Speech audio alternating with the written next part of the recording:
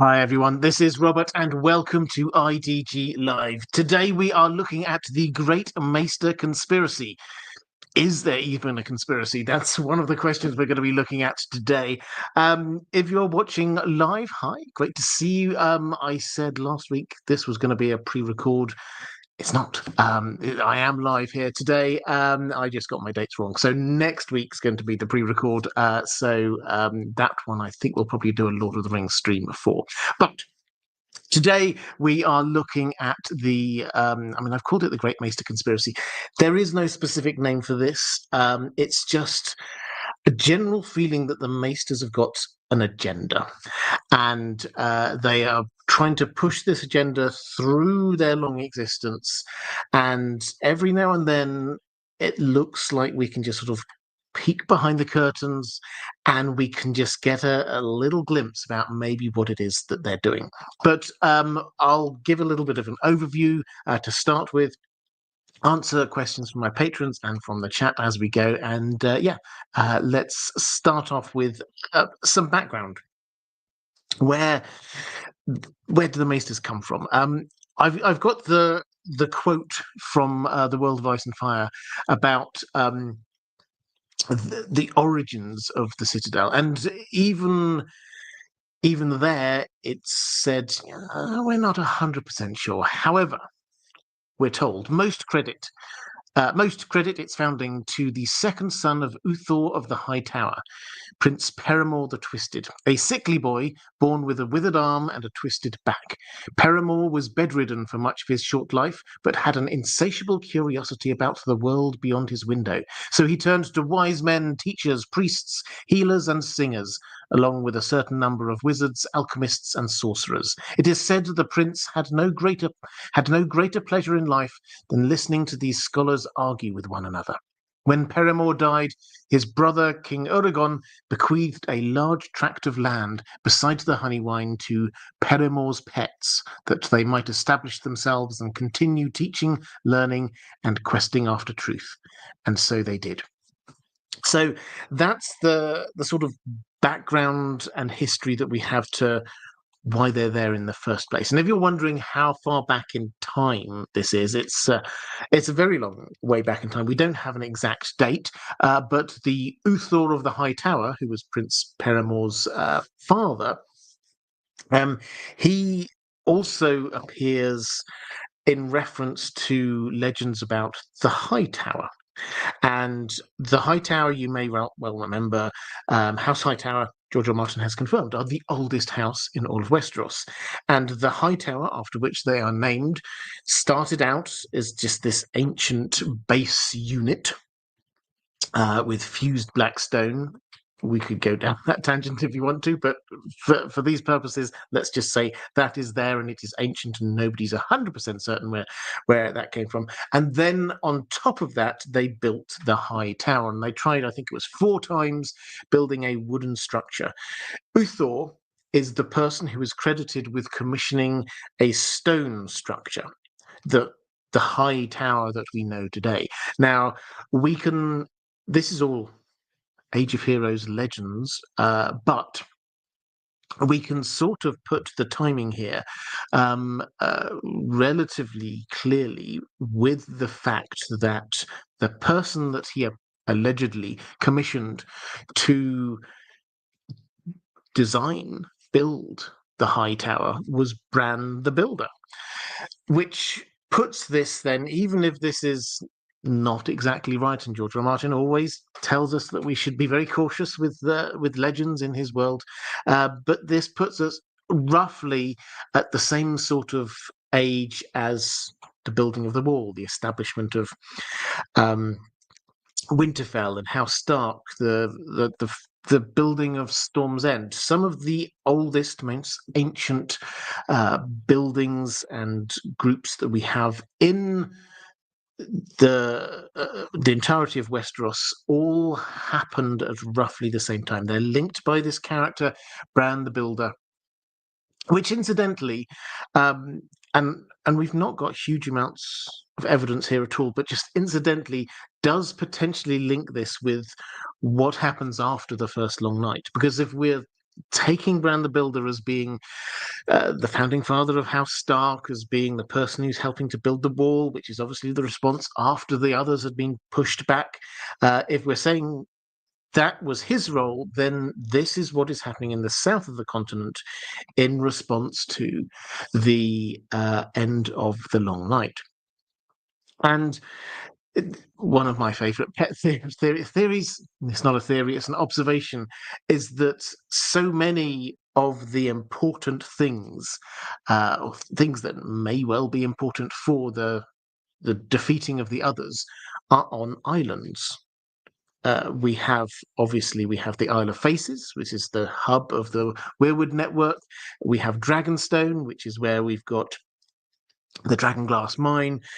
We've got Starfall, which is where the Sword Dawn is, and here we've got Battle Isle. The High Tower is on an island. So, and the link is made. There's the legend that you can see the wall from the top of the High Tower. You almost certainly can't, but unless by magic. But the link is made there. So not much more is made of that. We can speculate away, but that's the kind of the timing that we've got. And from there, they established the Citadel. These kind of proto-maesters. They established the Citadel, a center of learning, and it developed through time to the point where they trained people up, became formalized, as these things do. They trained people up and sent them out to be the maesters that we know today, attached to the noble houses of the land.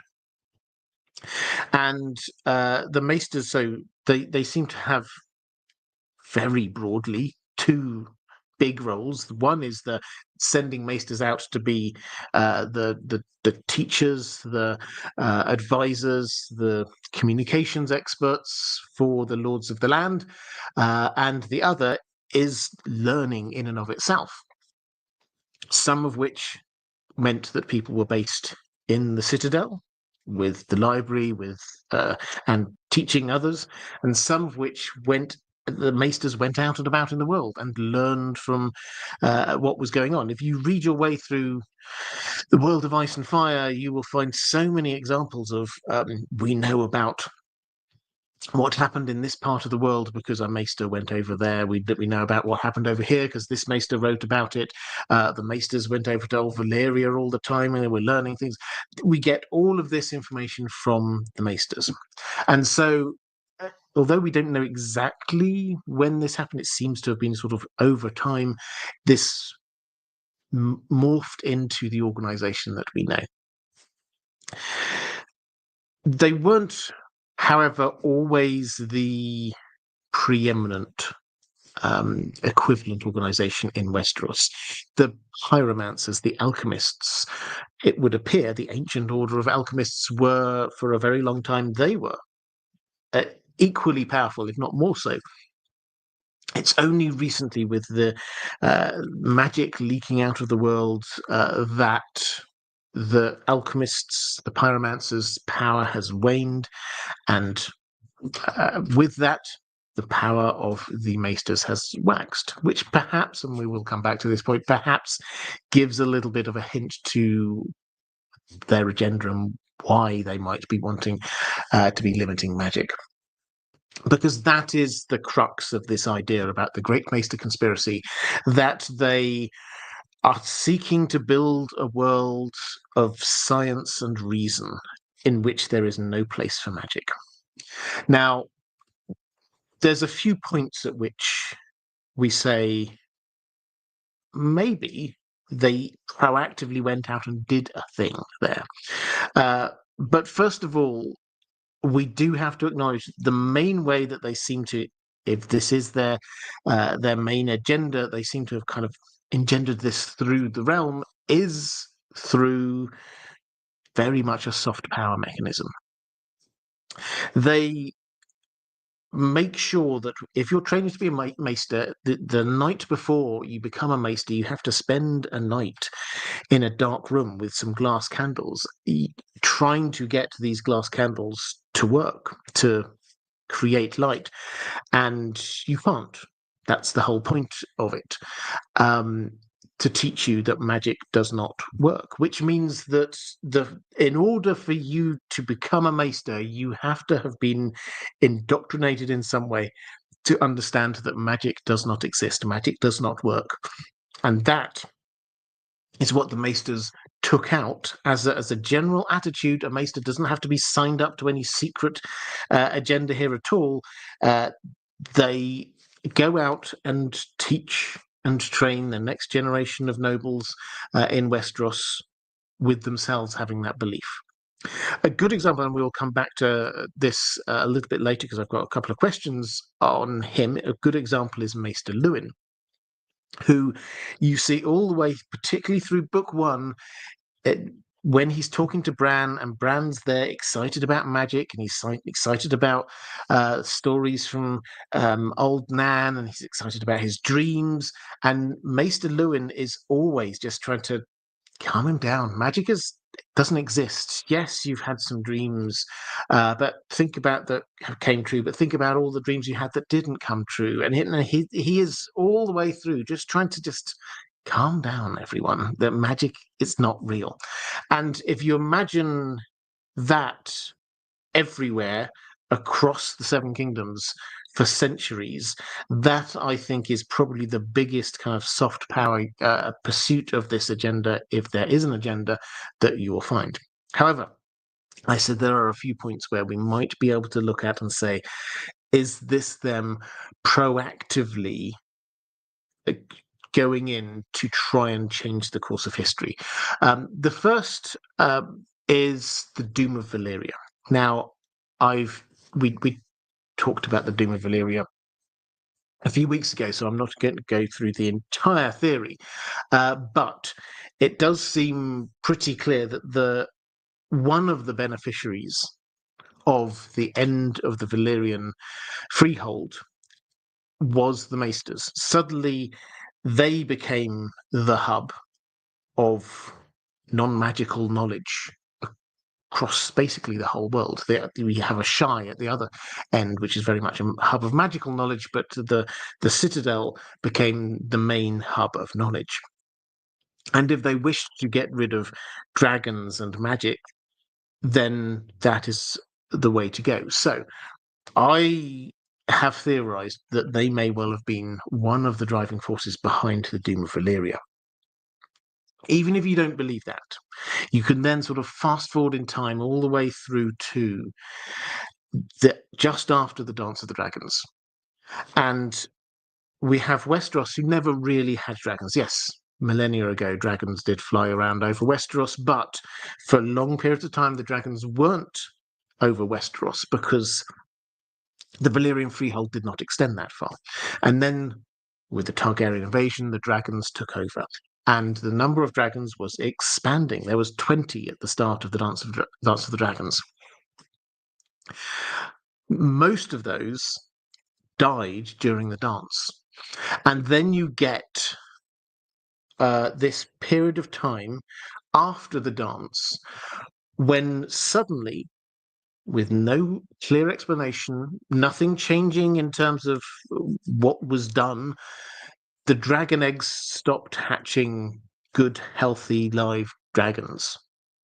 Most of them didn't hatch at all. The ones that did hatch, the dragons were deformed.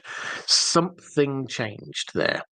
Now, you could claim there weren't as many Targaryens around, but there were still some Targaryens around. They didn't really know what they were doing. They lost the knowledge of how to do it.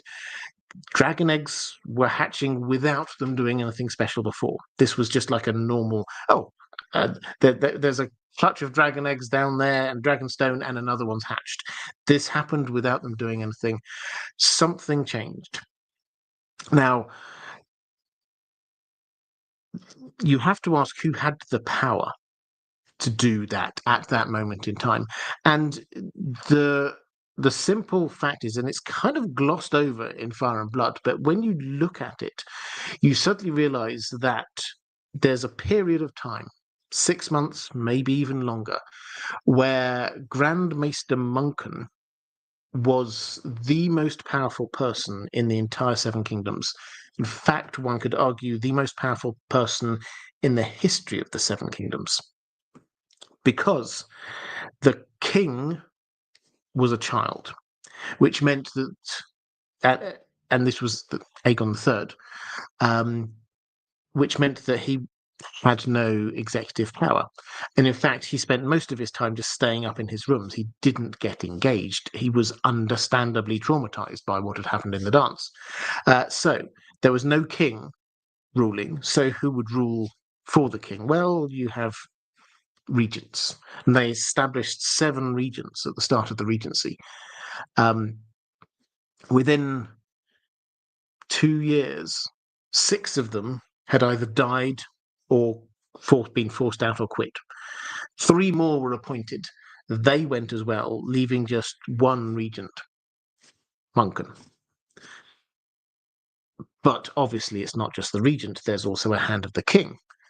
Well, they went through 4 hands of the king until one person was appointed hand of the king, Munchen. Well, okay, the hand of the king also rules through the small council. What about them? Well, they all went as well. The only member left of the small council was Munchen. Added to all of that, there used to be a protector of the realm who was gone, and the main families, the lords paramount of the land, they were not paying attention to what was happening in King's Landing. They partly in the north, harsh winter. They weren't paying any attention. In the south, it was mostly children because the parents had been killed during the dance, which meant that what we're left with is Grand Maester Munchen, who is the regent and the hand of the king and the small council and the head of the communications network for the entire 7 kingdoms. If anyone had the power to do something, it was him. And during that time, Aegon III ordered that the dragon eggs be. He hated dragons for a period of time. Again, completely understandable. He was traumatized. He get them out of the Red Keep. So they weren't even under the sort of the roof of people who might sort of notice or care. Where did they go? Probably back to Dragonstone. Now, these dragon eggs, there was the opportunity there for them to therefore be poisoned. If anyone knew how to do that, it would have been the Maesters. There is a book, a legendary book, which apparently all copies have disappeared, but there might be one left somewhere down in the depths of the Citadel, The Death of Dragons. Is that what the Maesters did? Do we have a sort of a smoking gun? Is it clear it definitely was them? Well, no. But something happened, and that seems to be the most logical and likely explanation.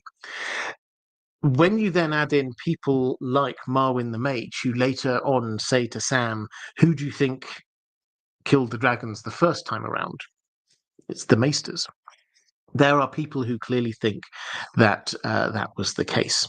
So that's the kind of thing we're talking about when we're saying the Great Maester Conspiracy.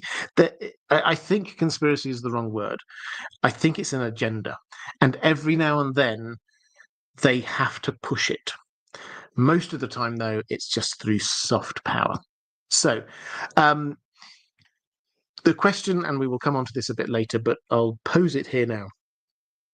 The question is, what does this mean for the story? Because what we've got is this organization that really, really don't like magic, and they really, really don't like dragons. And for most of the past 150 years, they haven't had to worry about that. They've been doing okay. But then suddenly, over the space of a couple of years, everything is changing. Magic starts becoming hugely more powerful and prevalent. People are being brought back from the dead. The others are appearing beyond the wall. The children of the forest, they don't know this yet, but the children of the forest have been making a reappearance. Dragons are suddenly going to be appearing once more, coming from Essos. They will if they do have this agenda as strong as we think they do, they will react. And the question is, how? Okay, so that's by way of an introduction. Let's go to a few questions in the chat.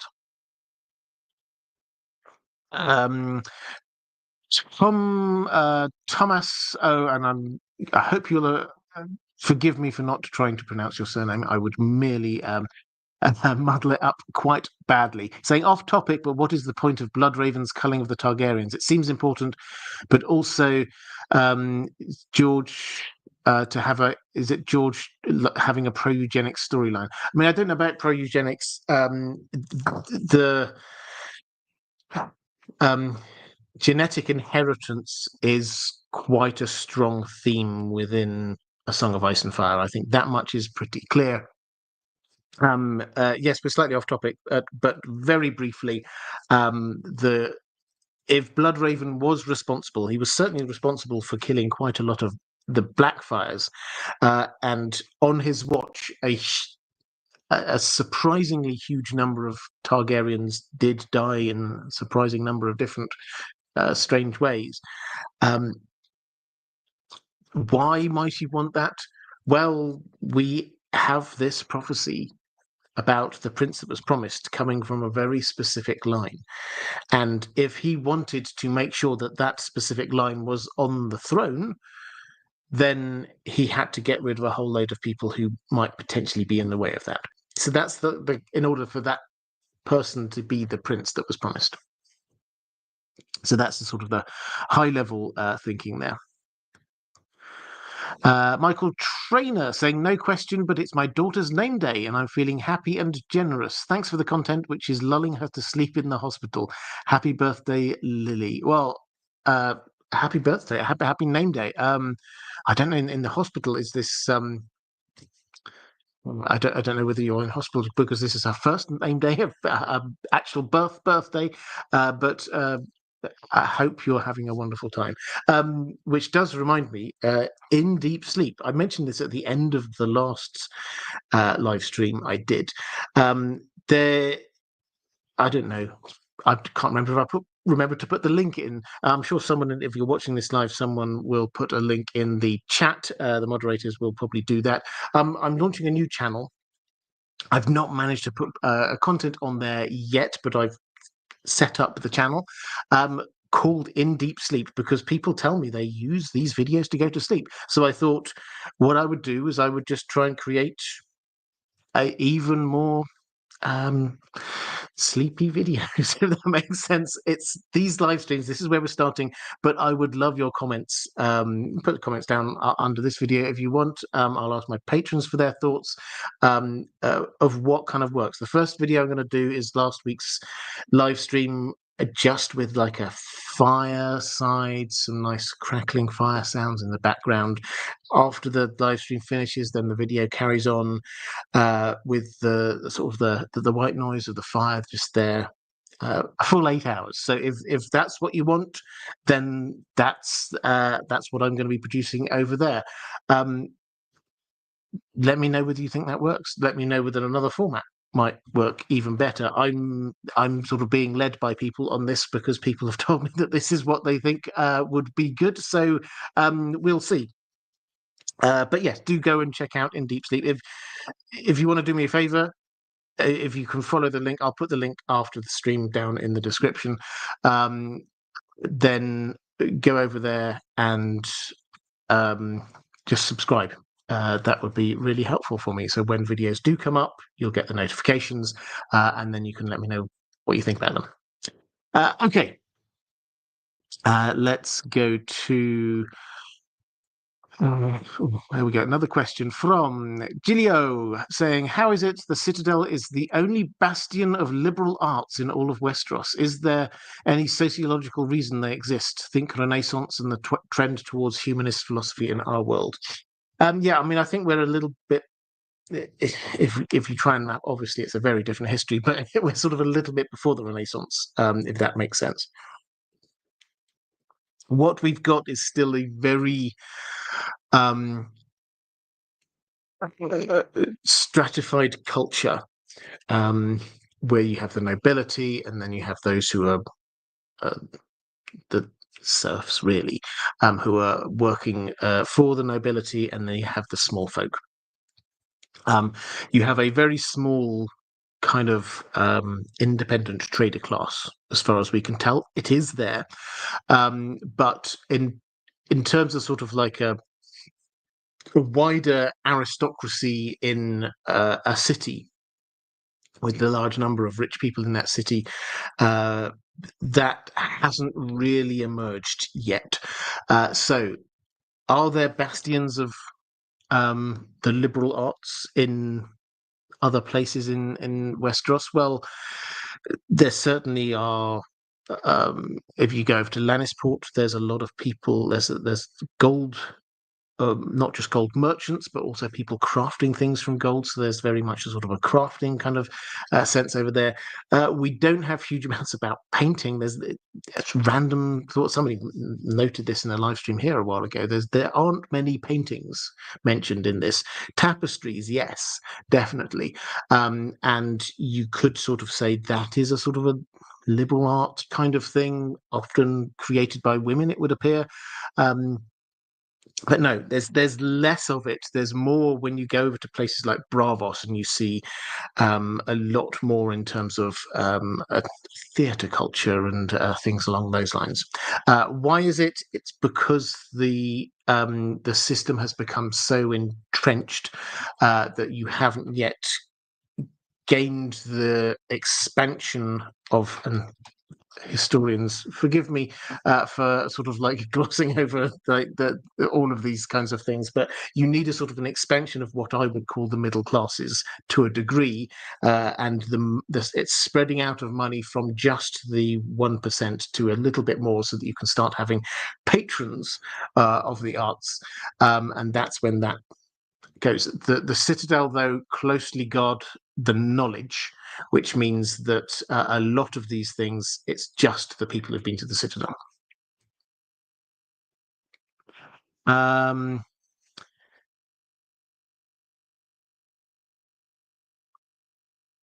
Let's go to James Boras. Hi, Robert. Are you excited about United being in the Europa League final? Sorry, having read that, I hope I haven't spoiled that for anyone. I know it's been a tough season, but at least you can get some joy from footy. Well, yes, I'm absolutely delighted. That was, I was just saying to a friend as I was watching that game, that's, I think the first time for about half an hour, I was absolutely relaxed and enjoying watching Manchester United play football, which is a very rare feeling. We actually played well. I was very happy and I'm very excited. Right. Let's go to some questions from my patrons. Well, actually, quick flick through the chat. Agree Weirwood saying I've fallen asleep to some of the tales on the Well Told Tale. Yeah, that's another thing I might do, is put some of the tales from the Well Told Tale over there on In Deep Sleep. So what I will do is the idea is that over there I would create a long video so you can watch or listen to me, and then it sort of goes off into sort of relaxing sounds of some kind.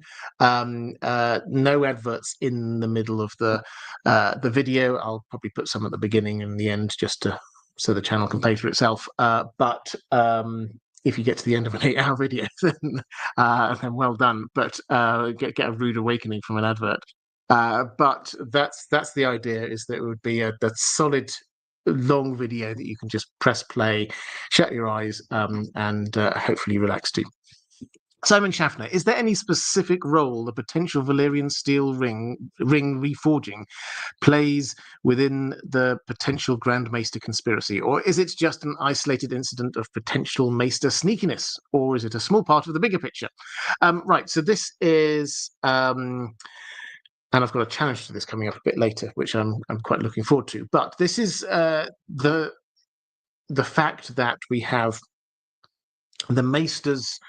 If you study the higher mysteries, which is basically magic, then you get in your Maester's chain, you get a Valyrian steel link. Now, I've said a number of times that this is really interesting because it means that there is a supply of Valyrian steel at the Citadel in some way. Because in order for you to be awarding your Valyrian steel link, which it may well be quite a small thing, but still Valyrian steel is hugely expensive, then you must be able to have enough to make a link in a chain. And it also seems to imply that the Maesters, they might not know how to make Valyrian steel, but they can at least reforge it in order to make it into a ring, in order to give it to somebody or attach it to somebody's Maester's chain. So, what does that mean? Is it just an incidental detail? Does it mean something for the bigger picture? I think the sort of the boring answer on the first bit is probably when George R. R. Martin wrote this first, he hadn't worked through all of the details about Valyrian steel. So this gets revealed. We get Maester Luwin gives a little speech. He's talking to Bran about halfway through book one. He gives a little speech about the Valyrian steel link that he's got. So that's the probably slightly boring answer. But having expanded out this world and joined up all the different things, I think where we're at now is to say that I don't think this is a central part of the plot. However, it does open up a huge amount of possibilities. Because firstly, we know how important Valyrian steel is. It's one of the few things that we know of that might be able to kill the others. And Sam is very aware of that, and Sam is going down to Old Town. There's a lot of Valyrian steel there. If they know how to reforge the whatever amount of Valyrian steel they have into blades of some kind, that would be hugely powerful and hugely important. So it opens up that possibility. Would they be willing to do that? Well, if this helps them defeat the magical forces, it's entirely possible that they might do. It also, I think, adds to this potential, and this is part of the link in with the Doom of Valyria theory, which is where did the Lannisters get their Valyrian steel sword from?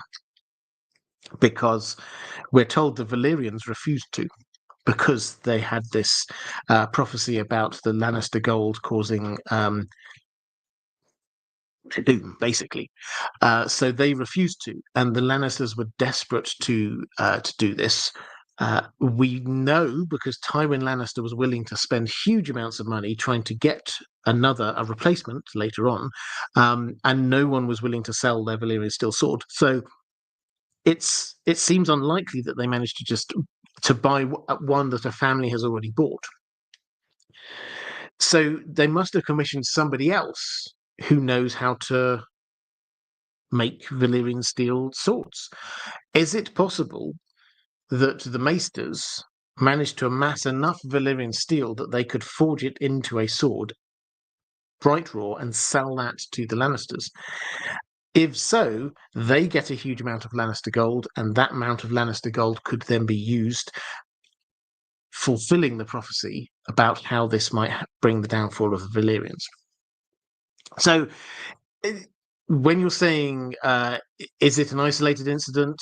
Is it a small part of the bigger picture? I mean, I tend to think the way I see it is this opens up a huge amount of possibilities. We don't know yet, but the simple fact that there is some Valyrian steel down there at the very least, and probably they know how to reforge it, reshape it, adds in possibilities about where this may go. Right, let's go to question from Simon Schaffner. Another question from Simon, just saying, who are your top 3 maesters to get beers with? Which is a fun question in a group. And now, this is the kind of thing I would love to uh, throw this out into the chat. Which maesters would you like to have a beer with? I suspect I've missed some pretty obvious ones. I think Marwyn looks like he would be a whole load of fun. Um, he he may not stay for the entire night. He may suddenly rush off somewhere else, but he looks like he would be a whole load of fun. Slightly cheating, but I think Alaras, Sorella, and all of that group, because we actually see them having fun down those who are in training to be a maester. We see them down the pub having a nice drink, and that seems, yes, there's a Tyrell there who seems not particularly pleasant, but other than that, it seems like quite a good gang. So I'd happily go with that. And then the other person, just because it would be quite amusing, was a guy called Ryben, who gets a mention in Fire and Blood and is described as being the Citadel's foremost expert on banned, forbidden, fraudulent, and obscene texts. And I think if you have anyone down the pub, an expert on those things, sounds like quite a fun person to talk to. Maybe he doesn't want to talk about them. Maybe he thinks they're all terrible, but you could learn a lot, I suspect.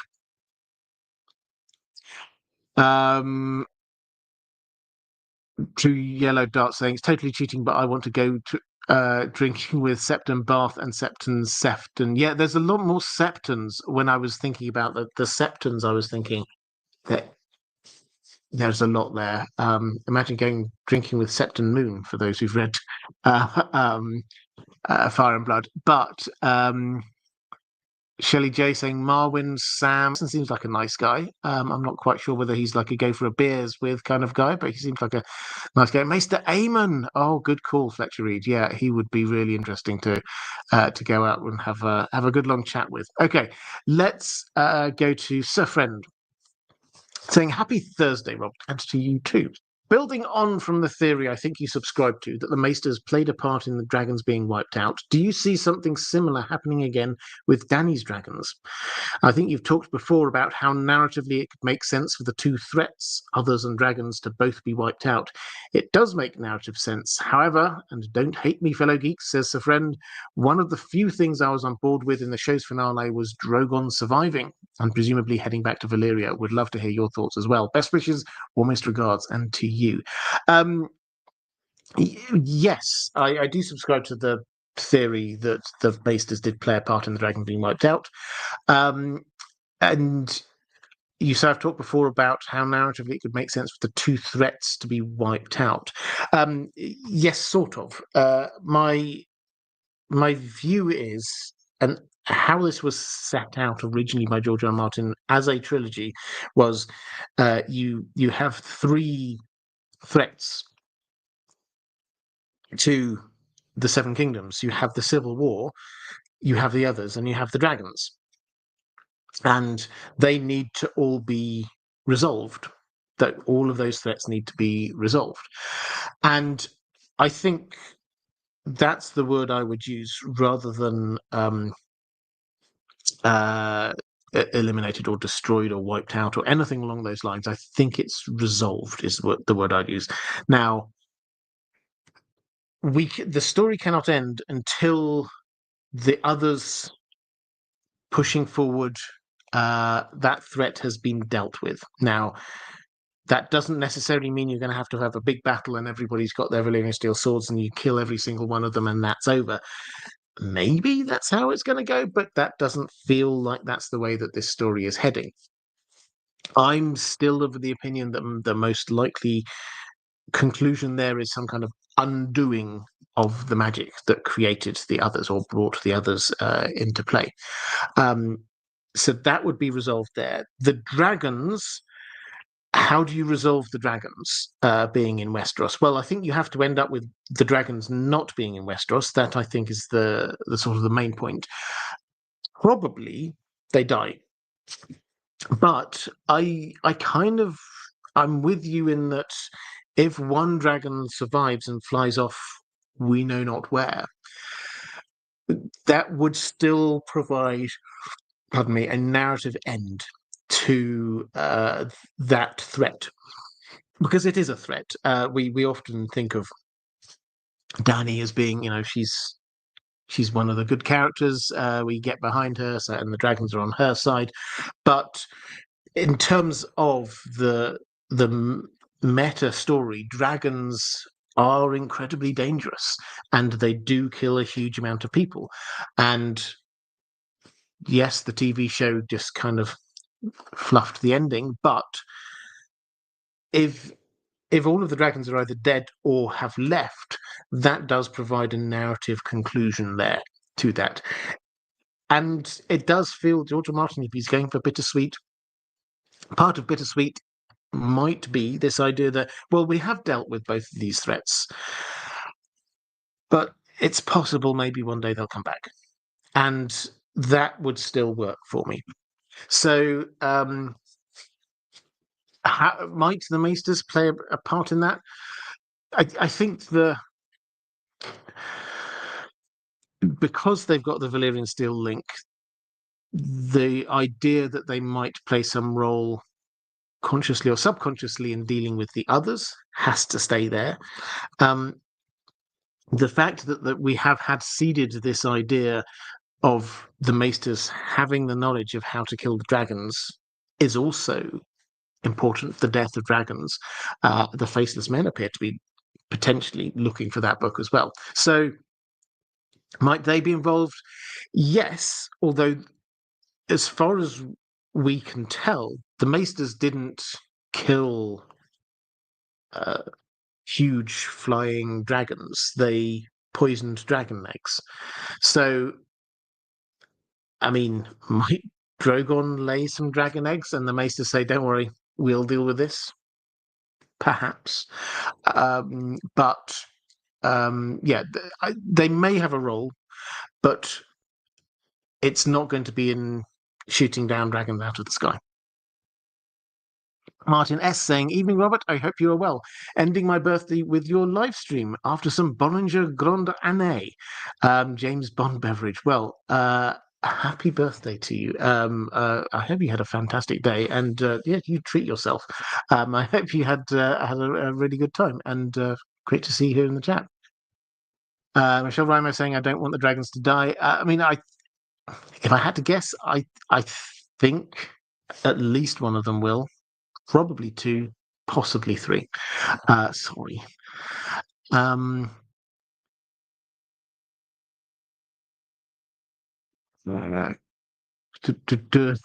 K saying, if dragons all die, we riot. Chaos Ballerina saying, do Maesters take a vow? What is it? And is there a penalty for breaking it? Why is there no branch in King's Landing with the Grand Maester like the Faith have done? Okay, so yes, I mean there is a vow, but unlike with the Night's Watch, where we do actually we see and hear the vow, we haven't actually been down there. Maybe Sam, when in the next book, maybe we will hear it through Sam. But they do give up all of their claims, their rights. They will not make. It's very similar to the Night's Watch and the Kingsguard. They will give up all claims to and titles and their surname. They are not going to marry or have children. They're going to be sort of devoted to the thing, to the mission of the Citadel, as it were. So yes, there is, but we don't have the exact text of it. In terms of why is there no branch in King's Landing with the Grand Maester like the Faith have done? I mean, it's an interesting question. So the Faith were basically invited in, build a massive sept here, and then because that was the center of political power, and they wanted to make sure they were in the center of political power, they they had the High Septon was then based there. The Maesters, obviously, they do send a Grand Maester. This is a new made-up post, incidentally. If you've not sort of picked up on this, the Grand Maester is not the head of the Citadel. Um, it's a fancy title to make the king feel a bit better, but really the governance of the Citadel and the Maesters carries on down in with the conclave down in the Citadel with the Archmaesters, and they appoint somebody each year to be actually doing the day-to-day running of things. But it's the Archmaesters who are in charge. They then send somebody up to King's Landing to be the Grand Maester, whose role it is basically to be the Maester to the King. That's their role. And now, obviously, they're an experienced, learned, respected person, but they are not the head of the organization. So why didn't they decide to set up um, a new mini citadel? I mean, I think probably because they do think, for all of our talk about agendas and politics, I think most of the maesters, most of the time, do just think about learning and studying and teaching, and that's not a thing to do with politics. They can find out what's going on in King's Landing nice and easily. The Grand Maester writes back all the time, telling the Citadel what's going on, so they can influence events, but they don't need to have another little training college up there. Um, Added to which, there is a huge political advantage. I should probably have thought through this even more.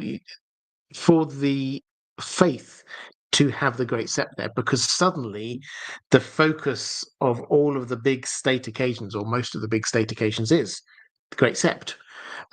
It's where we have weddings, it's where we have funerals, it's where lots of people gather together in one place.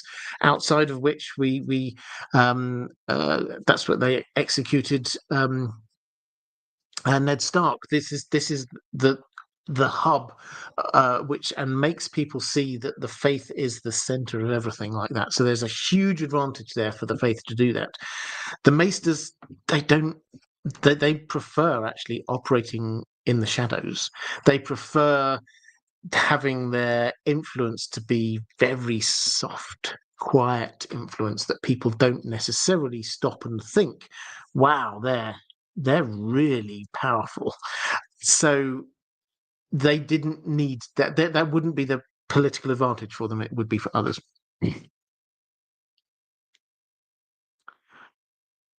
Um, Desert Stormborn Charlie 1-1 saying if they can reforge it, it's curious why Tywin doesn't ask them to reforge Ned's ice. Just an interesting side note, no real big deal. If you're wondering why, if the Citadel can reforge things, why would you get a blacksmith in King's Landing to reforge it? Well, pure practicality. It is in King's Landing, and added to which, if you have got, if there is, I don't know, if we're speculating that somewhere in the bowels of the Citadel there is a blacksmith, which does make sense, they would need metal things done. That is not a blacksmith who specializes in swords. That is a blacksmith who would specialize in links for Maester's chains, nails, horseshoes, the standard things. Tobbe Mott is an expert at making armor and swords. And so if he wants an excellent, high quality sword, you go to the best person for it. I don't know whether that was the question we're asking, but or debating, but that's my my take on what I think you were talking about. Okay, let's go to a question from Lady Pushkins saying Maester Lewin is skeptical of magic, but has his Valyrian steel link, meaning he studied the higher mysteries. You would think these studies may have convinced him otherwise. Any thoughts? Yeah, well, I think what I'll start just by quoting, I kind of mentioned it a bit earlier. Lewin does give this little speech to Bran about, he finds the Valyrian steel link in his chain and he sort of holds it up. And he says, "This signifies that I have studied what the Citadel call the higher mysteries, magic, for want of a better word. A fascinating pursuit, but of small use, which is why so few maesters trouble themselves with it. All those who study the higher mysteries try their own hand at spells soon or late. I yielded to the temptation too, I must confess it. Well, I was a boy, and what boy does not secretly wish to find hidden powers in himself? I got no more for my efforts than 1,000 boys before me and 1,000 since. Sad to say, magic does not work." Um, he goes on to talk about somebody he knew in the Citadel who would do little party tricks, making a rose appear behind somebody's ear, and sort of say mostly of what we think about magic is just this. And then he says, well, okay, probably there was once magic. Probably the children of the forest did once exist. Dragons existed. There was magic, but no more. It's not there. So if would Maester Aemon studying the higher mysteries, studying magic at the Citadel, not have shown him that magic is real? No, because he will have learned that magic used to be real, but it was bad. And if you've read through Fire and Blood, then you will know almost every time anything that appears to be kind of magical, particularly if there's like a woman who might seem to be magical in some way, they're always described in the worst possible sense. They always do horrific. They bathe in blood. They're necromantic. Whatever it is, there's something terrible about them. Um, they're never just like a well-meaning person who had some magical abilities healed someone. That's never where this goes, and that is where the history books were. So he will have been reading all of these stuff saying magic is bad. Magic did used to exist, but everybody there, the wise, the learned, say magic is no longer around, and that is the message that is hammered home time and again in book one. We have the opening chapter, the prologue.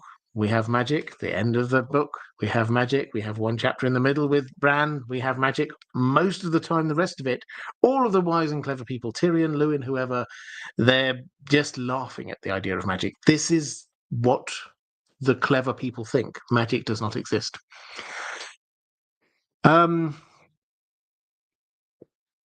Auntie Slayer has been a channel member for a month, and that has. I mean, you've got a sort of a free super chat or something along those lines. If you wish to support this channel, the best way to do that is via Patreon, link down in the usual place.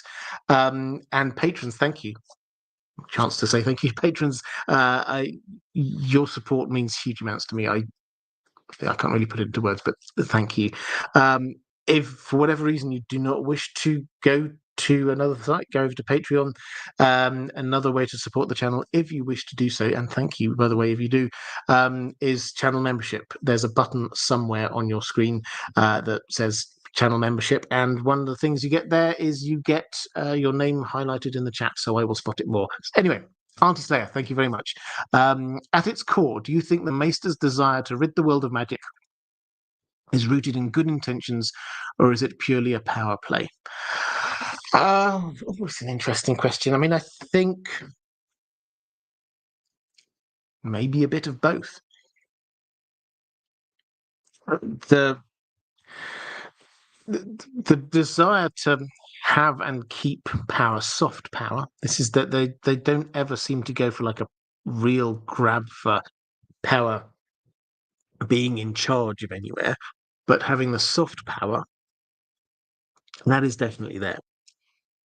But they can believe that the Maesters corporately have come to the conclusion that magic is bad for humanity. Now, I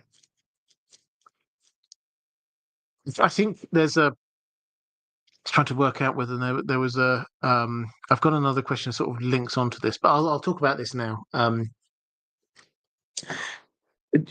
George R. R. Martin, when he's talking about magic in his world, it's quite interesting that he emphasizes when he's normally asked about hard magic systems versus soft magic systems.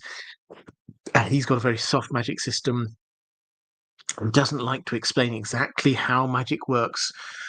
Um, the reasons that he gives are that he wants magic to be scary. He wants magic to be unpredictable. He wants it to be the kind of thing where, yeah, you might be able to summon a demon and it can grant you a wish, but what you wish for, it will manipulate and it'll all go wrong. And he wants that kind of feel that we have in the old kind of fairy tales, the folk tales from yesteryear and from you kind of see it in sort of hints and things in Shakespeare and things like that, and Dr. Faustus. This kind of idea that the magical, the spiritual, we can't truly understand it, we can't truly control it, and that if you take that as the starting point, then you have to say, okay, so the people who want that to just go away, you kind of understand it. It's probably too strong to call it a moral crusade, but them thinking no good comes from magic. You kind of understand, given the way that George R. Martin is writing it, that it's a position that you can get behind, you can understand, you can sympathise with.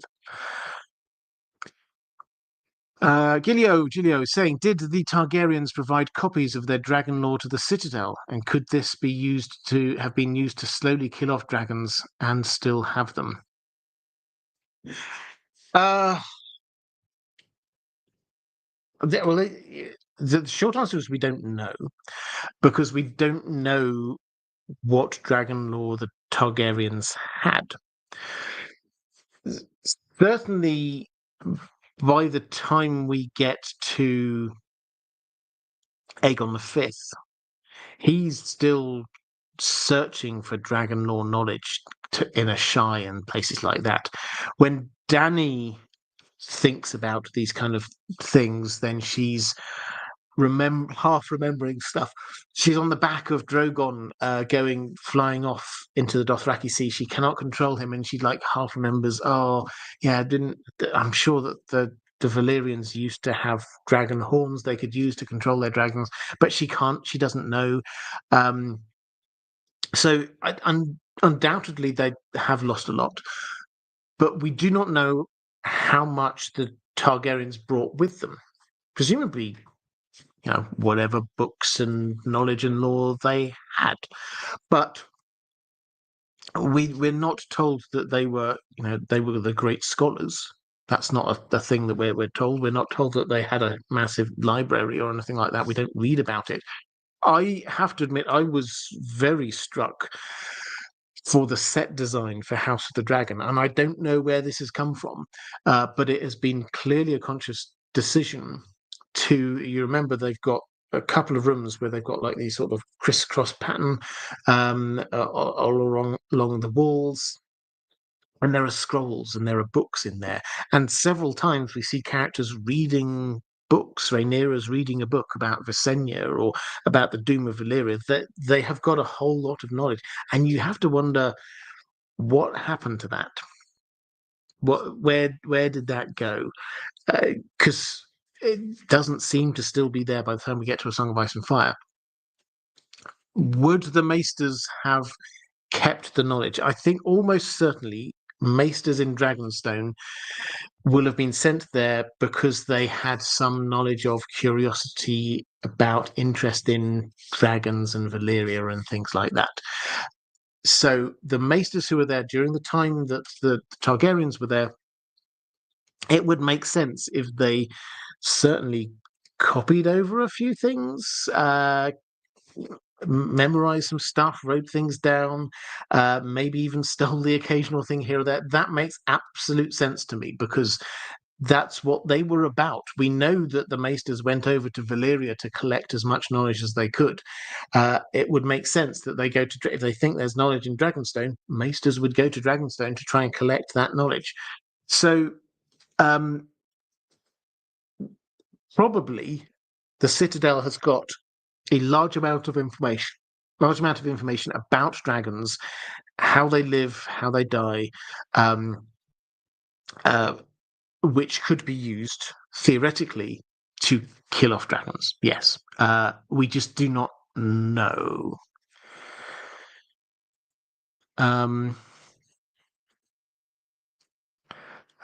Quick flick through. I think you've got one. I think I've got another super chat here. Hugo Damask gifted 5 IDG live memberships. Yeah, thank you very much. You can do, if you've been a member for a while, you can gift memberships to other people. Please do that. As I say, it gets your name up there.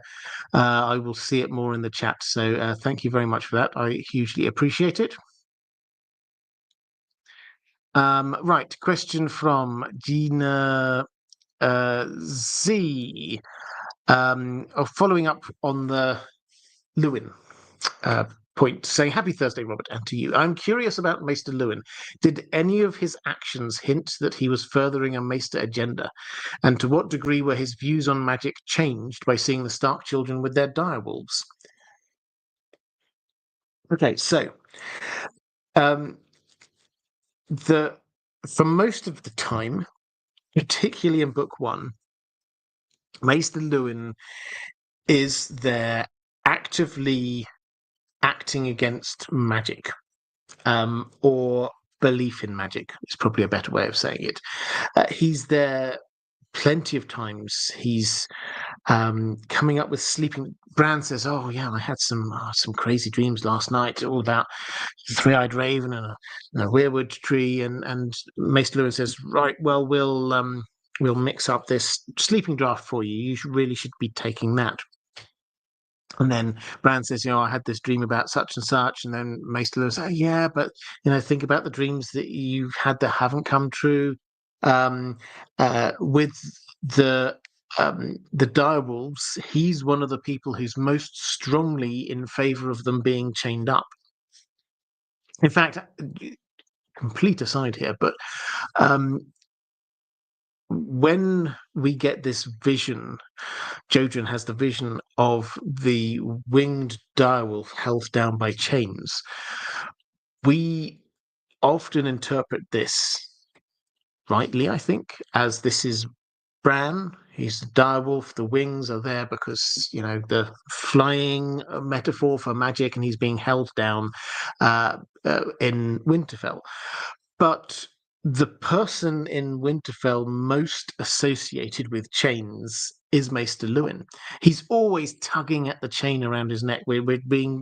That's brought to our attention 5-6 times in the text. He tugs at the chain. This is something that is really grating on him as much as anything else. He talks about the direwolves should be chained up. He is, much as we love Maester Lewin, and I think the actor Donald Sumpter, I think what his name was, did a fantastic job. But he is sort of thematically the chains that is holding Bran down. He's the person who is actively preventing Bran from engaging with this magical awakening that he's getting. Right. So anyway, that's his role for most of this story. There's a chapter, the chapter when Bran gets this vision of his father down in the crypts. Is, if you read it, it is basically a whole chapter devoted to Bran saying, "I magically think this is going on," and Maester Lewin saying, "Yeah, but magic doesn't exist." Okay, we'll indulge you. We'll go down there. Look, is your father here? No, he's not here. Okay, let me tell you about you. You dream these things. Well, let me tell you about that. What about magic? Does magic exist? Well, let me tell you about what I've learned about magic. And all of this time is him just saying no. magic isn't real. And it ends with the Raven coming, alerting them to the fact that Ned is dead. So, which is this kind of like, oh, maybe Bran had a point, but we don't get to really see his reaction after that. But where does he go from here? Well, when he gets split up from Bran and Rickon and the like, because they head down into hide in the Winterfell crypts when Theon's in charge of Winterfell. And Lewin is there basically having to be trying to advise Theon. Yeah, hiding to nothing on that one. That wasn't not going to work. But there is one moment right at the very end, and so the assumption is that he hasn't changed in his views about magic. There's nothing there at all. But there's this one moment right at the very end when Bran and Rickon and co, they come out. Winterfell has been burned. They emerge from the crypts. They decide they're going to head off. But they just have a little scout around Winterfell before they go. And they go to the Godswood and they find Maester Lewin. And Maester Lewin dies there. Osha, basically, because he was going to die anyway, and Osha gives him a quick death. But what's interesting is they find him face down by the weirwood tree.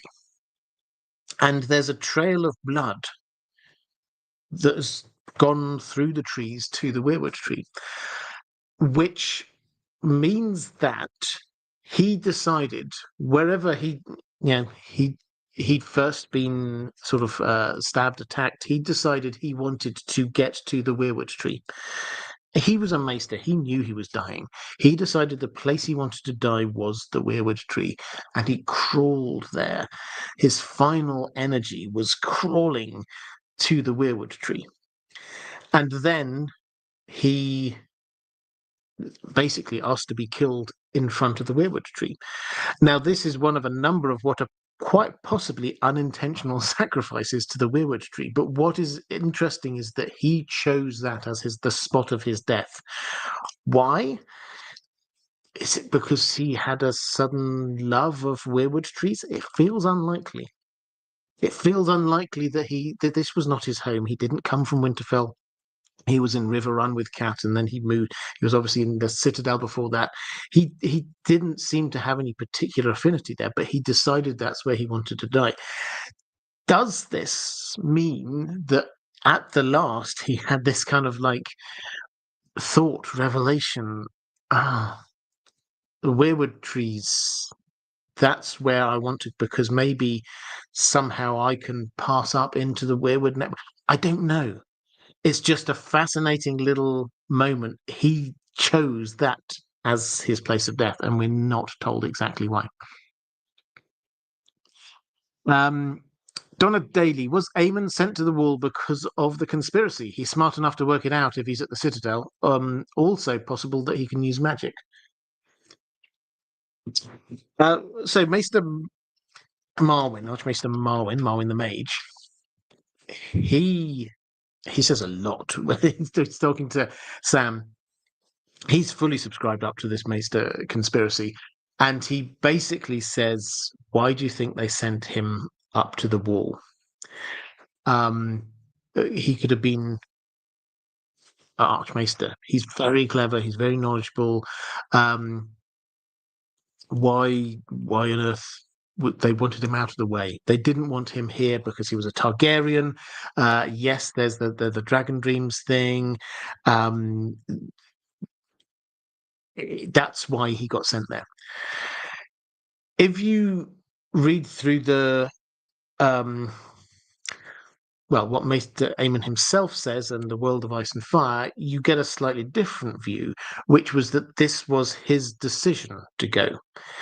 He had been offered the throne and had turned it down, and he knew that if he was still hanging around somewhere in the Seven Kingdoms, people, if they started to turn on Egg, they would say, well, who else could take over? Well, Aemon. He should have been king. He would have been a better king, and they might try and rally behind him. So, in order to support Egg, he went to the wall because he was out of sight, out of mind. He was a member of the Night's Watch now, and they knew that he disavowed everything. So, disavowed all his claims. That is. So, there's a couple of different interpretations. My instinct on this one is that yeah, Aemon probably did that, but he chose to go there. But the Citadel were happy with it. They were all right with it. Having Aemon there, they couldn't really refuse him, and clearly he was talented. But what were they going to do with a dragon dreaming Targaryen? Did he discover about the Maester Conspiracy? I mean, my take, which I hope is starting to emerge through this live stream, is that there isn't a conspiracy that's lasted a millennia here for the Maesters, that they a certain group of people sign up to it or anything like that. It's not that formal. This is just the agenda that they've got. The agenda is we want to get rid of magic and dragons and all of that stuff, and we want human wisdom and scientific method, etc., etc. And every now and then something happens that the Archmaesters and their council, they decide we're going to do something about this because there's a groupthink going on and has been a groupthink going on there for a very long time. So that's my fields. It's not a conspiracy per se. It's an agenda which has been driving their actions. Great Weirwood saying, I think Maester Lewin believes in magic, but his job is to teach the North not to believe. He dragged his bleeding body to the Weirwood tree to die. Yeah, oh yeah, probably you said that just before I was talking about that. And you sort of, Andrew Kay saying it seems like a brain-heart conflict for him. His brain and teachings tell him to deny it, but his heart knows it's real. Yeah, I find that a fascinating moment because it's not expanded on, because we don't get a chance to ask him about it, because none of them seem to query it. That's undeniably where he wanted to die, and you have to wonder whether it's because in his dying moments he yearned to believe. I want to believe, even if it's not he actually does believe. Right, let's go to, have I got another question? I think that's me caught up. Chitara saying, got the impression last week you were a bit tired and grumpy. Hope all good. I'm yeah, absolutely fine. There's nothing there. Poor Dan's had a bad week, unfortunately, but he's okay. He just got a scrape, had to have some stitches, but no. Other than that, I am very well, thank you. Sarah Arpegos saying, hi, Robert. Hope you're doing well. Thank you. Maybe a bit of a weird question, but Essos, or at least part of Essos, seems to be scientifically more advanced than Westeros, yet we never hear of a learning hub. Do you think there are universities in Essos we don't hear about, or how do you think they retain their knowledge? Yeah, so it's an interesting one. I think what I would say is that Essos is very varied, incredibly varied in lots of different ways. In terms of sort of scientific advancement, what we have is some parts that are not at all. So, like the Dothraki, for example, they keep to the old ways. They've got their traditions. They don't seem to have sort of wanted to develop the kind of the scientific knowledge at all. They're happy as they are. Other parts, like Slavers Bay, Marine, and the like, yes, they've clearly in the past there have been some pretty impressive feats building those pyramids. The pyramids are huge in Marine, but again, everything seems very in its place. The masters like being there, and they don't want to be encouraging a a middle class and intelligentsia or anything like that, that would disrupt the system that they've set up. Similarly, we get a few places like Volantis, some of the other free cities that they were part of the Valyrian freehold, and so they're holding on to those bits of Valyrian technology that are still there. The Valyrians may have gone, but they're still in Volantis. We have got the black walls, which is this fused black stone. They're basically hiding behind there, using that as a massive fortification. In Qohor, they still know the secrets of how to reforge Valyrian steel. So there are pockets of bits of knowledge left over from the Valyrian freehold. The only real shining example of clear sort of advances in sort of scientific technology. We get a few odds and ends. It's like Mir, for example, you get the Mirish eyeglasses and lace working and things like that. That kind of show that there's some kind of advanced work going on. And in Bravos, however, we get the specialization of labor, basically, in the start of a factory industrial system. In that they can create a warship in a day, apparently. And how do they do this? Well, because everybody's doing different bits, not like a group of people going through and crafting things. The some of the lessons of the early industrial revolution were this specialization of labor. These people get really good at making nails. These people get really good at putting together the hull with the massive timbers. These people are really good at doing the rigging. These people are really good. And then you get everybody doing the thing that they're really good at or specialized in. So how does that happen there and not elsewhere? I I think George R. Martin does pay attention to this, and he does think about this quite a lot. I think it's because Bravos is the closest we have to a sort of a egalitarian free city, in that they're avidly against slavery. So everybody there is a free person. Everybody there can do what they want. They can specialize in whatever they want to do. They can go join the theater. They can try and uh, be a merchant. They can do what there's no limit on what your ambition should do within certain obvious parameters.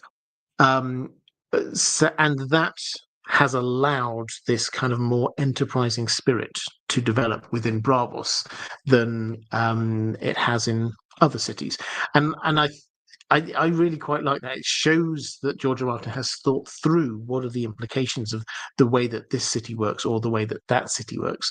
It wouldn't make sense for the Dothraki to have all of these really high-tech things going on, because they're a people of traditions and they're a people who stick to the way that things have always been done.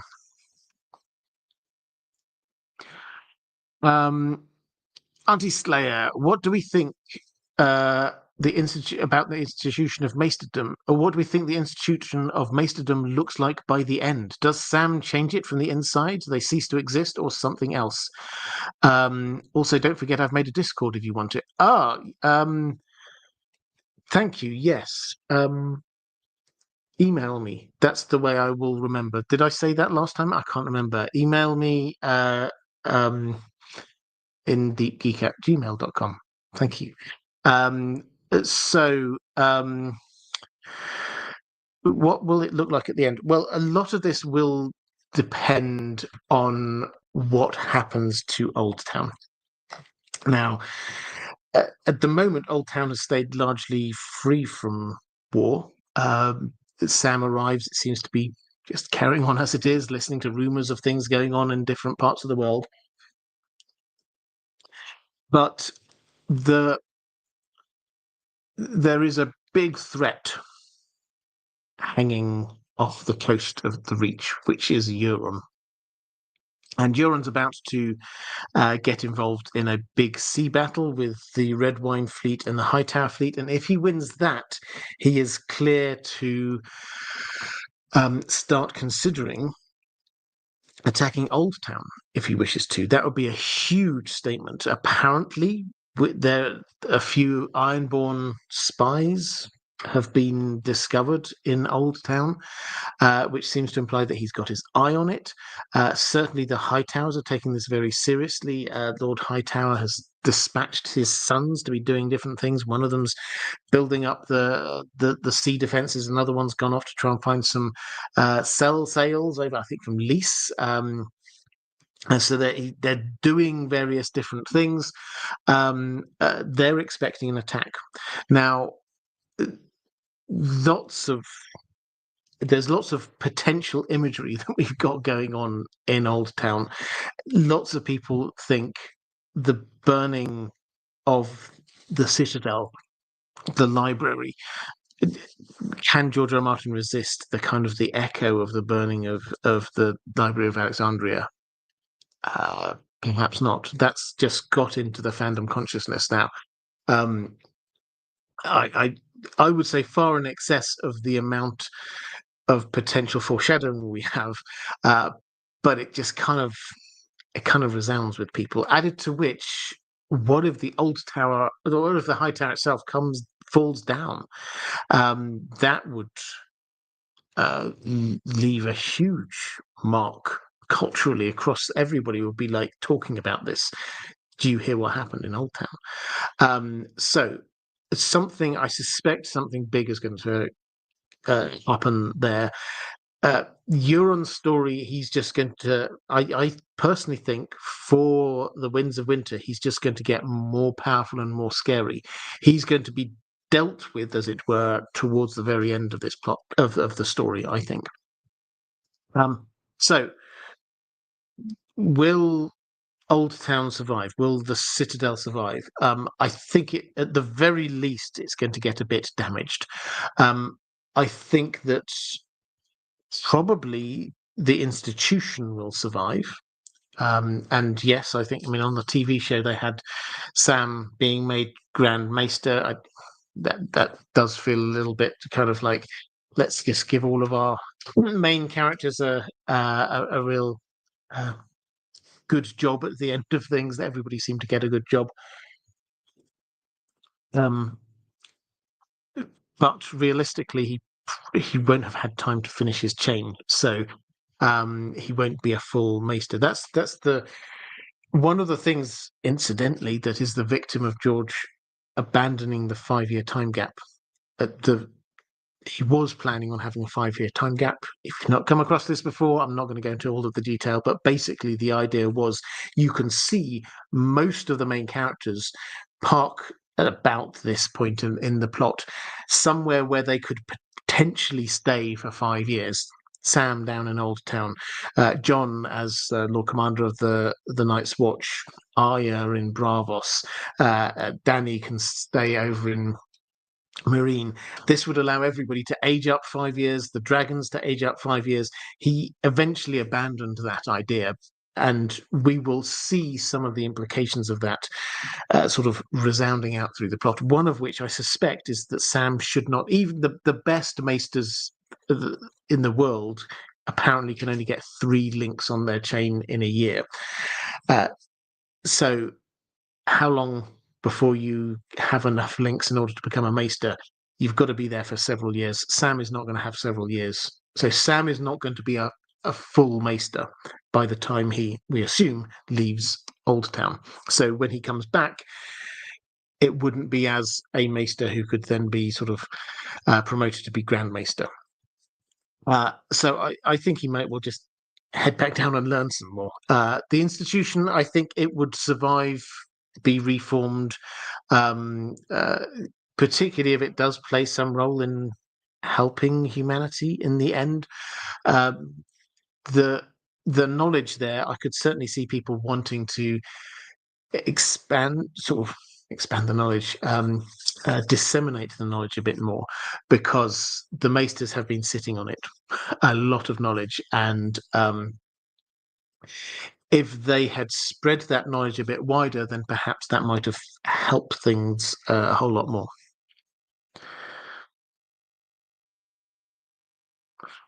Kieran McGee, if the Maesters guard their knowledge as they do, how did Oberyn Martell get to study and then leave?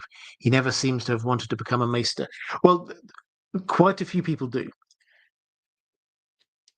You get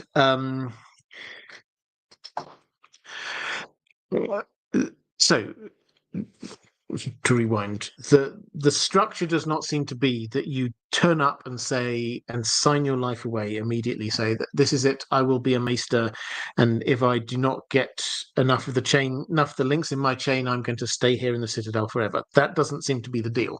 They fully expect a significant number of people who sign up to this not to attain full maester status. They fully expect that. In fact, we see when Sam arrives there, we see there's a whole load of scribes just in the sort of the outer courtyard, and we're told these are people who have they've been to the Citadel, they've survived, and now they're sort of hiring themselves out. And there's lots of people who learn about something and then go away. So the maesters do disseminate the knowledge in a certain area. So when we're talking about them keeping their knowledge close, what we're not talking about is the the the information you would get on economics 101 or metalworking 101 or whatever the different links are. You study under the Archmaester and learn on that subject. If you can, at the end of or at whatever period, you can impress them that Archmaester enough that you are now an expert in that, they will give you a link. So you are being taught the course basically, and you can do your own research, but the secret stuff is not being taught. The secret stuff is in their top secret library. This is why we have this kind of subplot, or we think why we have this kind of subplot with the Faceless Men and the key, because the Archmaesters have keys that allow them to get access to anywhere in the Citadel, including to the library with all of the secret knowledge. The normal people do not, when they're doing their research, when they're studying. And so you can come along like Oberyn, he earned 6 links or whatever it was, learn the stuff you want and then go away. And they are okay with that because you've not learned any of the secret knowledge. You've just learned the knowledge that the maesters would then go out and teach the Lord's children.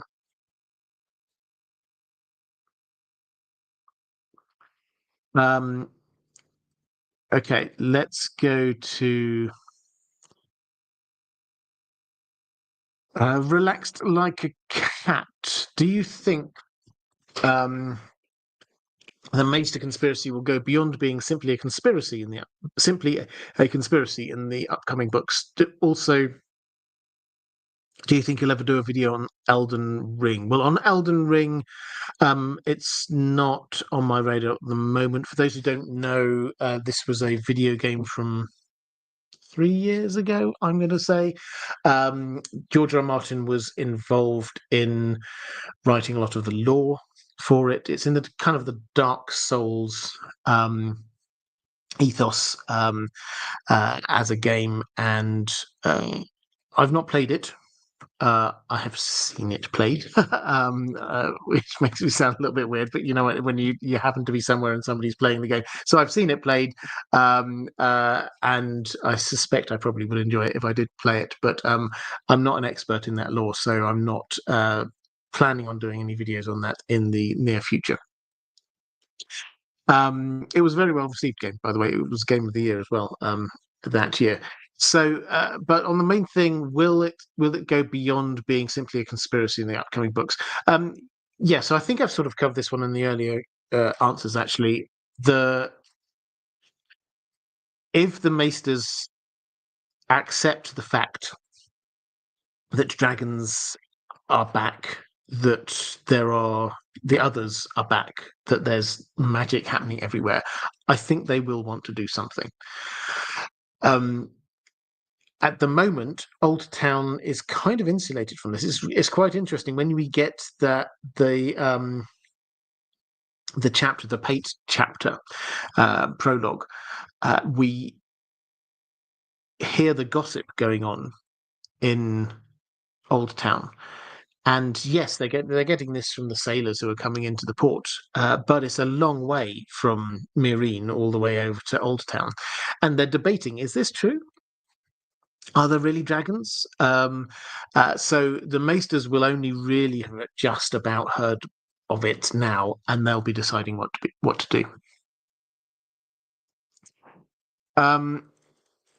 Commander Ray saying, "Hello, Robert. While I certainly think the Citadel and the Maesters want to push towards certain things, such as no more magic and better informed lords and kings, I don't think any of it is a conspiracy. I think the Maesters, being an institution, have built themselves into a block that passively works towards larger goals because I find this weird. Why is a centre of education and knowledge, place of science, so stagnant? They hate being challenged on their knowledge, which goes against the principles of science. They're afraid of progress and of returning to magic. I think that's because the education given to maesters, which instead of making them true scholars and thinkers, it's just obedient men to a higher mandate that persists because no one challenges it." Well, certainly the first half, I think you've encapsulated my view. I think conspiracy is definitely the wrong word. There is an agenda, there is a corporate culture, we might sort of say these days, that people buy into as they become a part of the Citadel. As for the sort of the second half about them not wanting to be challenged on their knowledge, going against the principles of science, afraid of progress, I mean, I think there's a clear and fair challenge there. The lack of progress in Westeros, technological progress, is noticeable. So for all of their dissemination of information through the maesters, they're not disseminating they're not training up critical thinkers across the world. They're saying, if you want to be a critical thinker, you have to come to the Citadel and you have to think in the ways that we think. So they are always looking for knowledge, but it always gives the impression that they're looking for knowledge for its own sake, as opposed to what are the applications of this. So in many ways, this is a lot more of an academic kind of process rather than something that people might then go, oh, hang on a moment, I've learned how to do this and that, therefore I will design a lens which will help people. So that's the kind of thing that you say it's a cultural issue rather than a conspiracy. Northern Tommy saying, agree, conspiracy really adds the wrong connotation. It's bigger than that and exists on a fundamental level rather than on the level of the occult. They are openly anti-magic. Yeah, I think so. And Carl Karsnark saying, educational orthodoxy is very real even in our own world where academic stagnation has been an issue for decades. Yeah, I mean, I think if you've ever been around academia, then you can certainly understand this kind of feel, is that you get struggling to say this without sort of trying to lean in into any particular discipline, but when you get academic careers where your reputation is built upon your particular view of something, then somebody else's is another view which is based partly on your view, and then someone else is doing that which is based partly on that, and you create this interconnected whole of views which all rely on each other. Now, those views may be absolutely right, but it means that somebody coming out thinking in a different direction, they are viewed as sort of a dangerous heretic in many ways. You're going against what we know is the truth. Now, 99 times out of 100, that's probably right. They are going against what is known to be the truth, and they're just talking nonsense. But one time in 100, they're right, and they've discovered something that nobody else has, a different way of looking at things.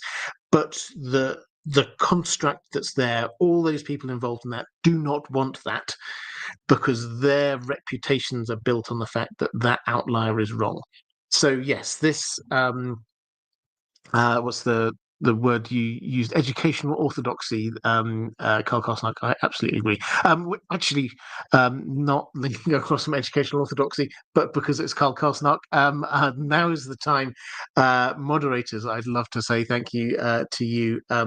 You do an amazing job here in the chat. If you are watching this live, the reason why it's such a wonderful and uplifting place to be is because of the moderators who do an amazing job, just sort of encouraging people, welcoming people, seeing away any bots, that kind of thing.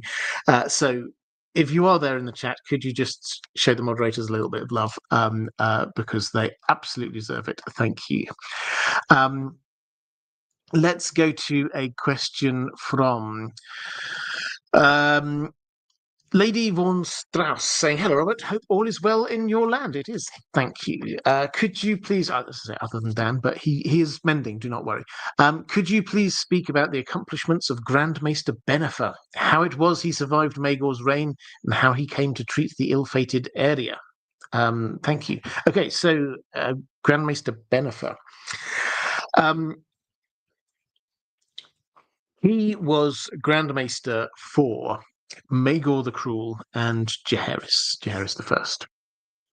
And he was the fourth Grand Maester for Maegor. He killed the first three.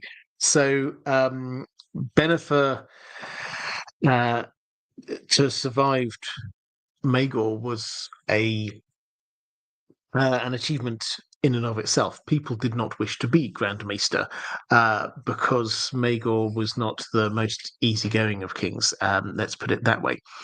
How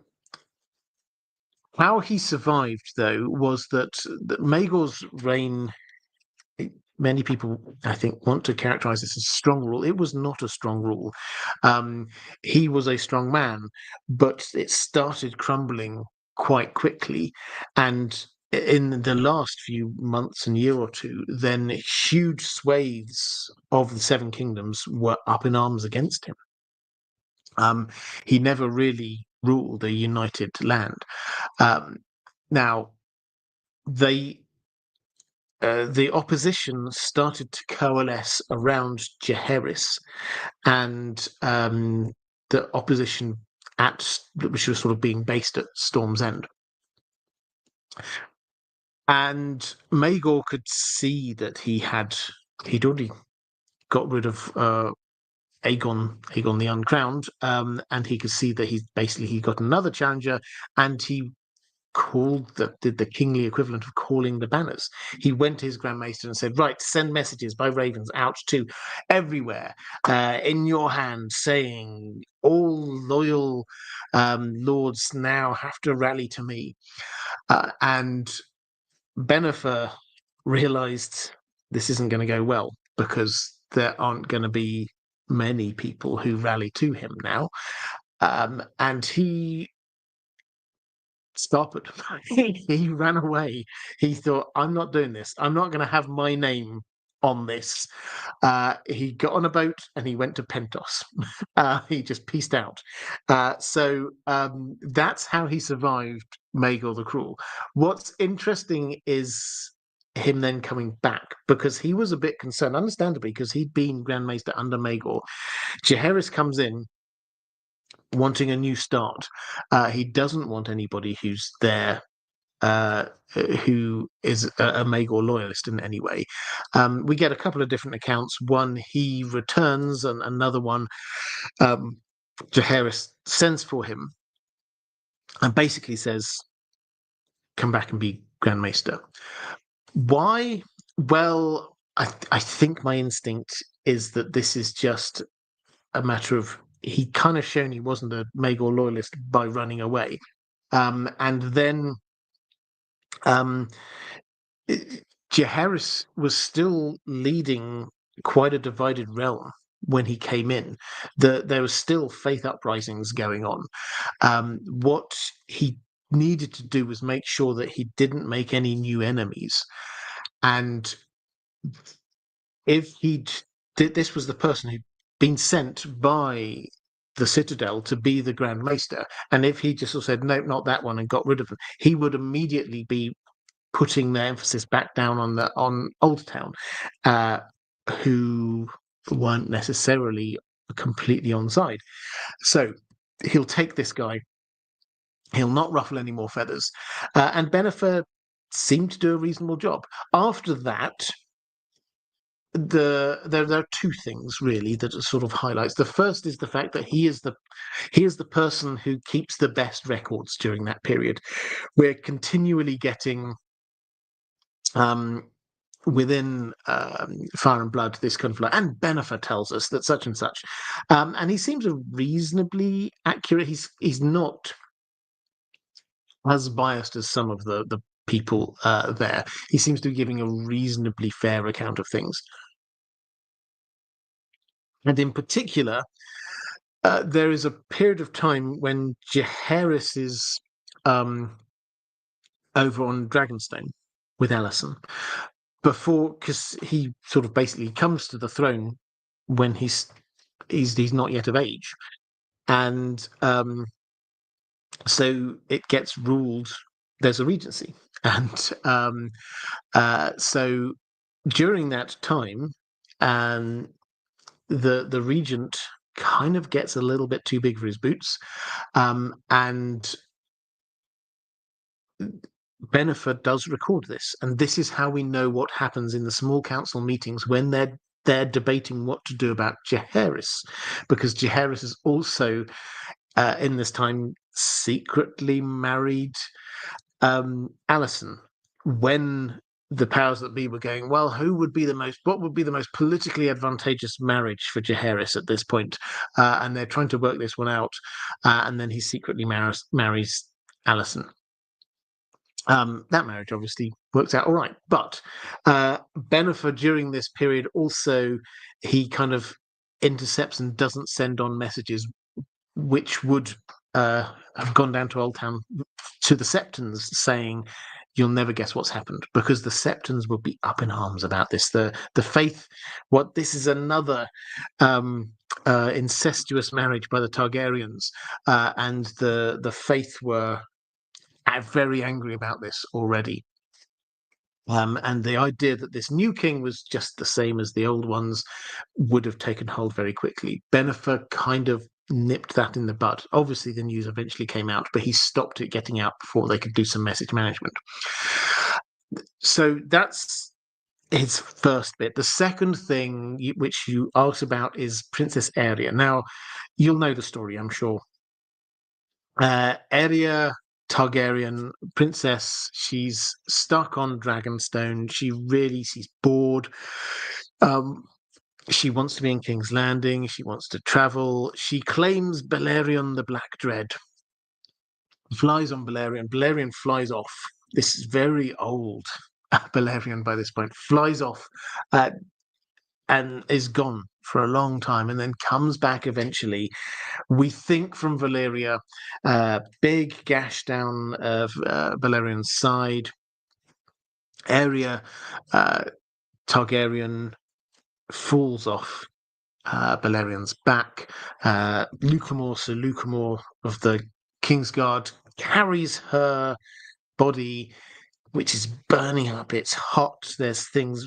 It's horrible. There's George R. R. Martin. This is basically like a horror bit of the story. There are things crawling under her skin. It's really quite gruesome, and we often in our minds we think, oh, this is a Septon Bath moment, because Septon Bath tells us what happens there, but it isn't. This is a Benifer moment.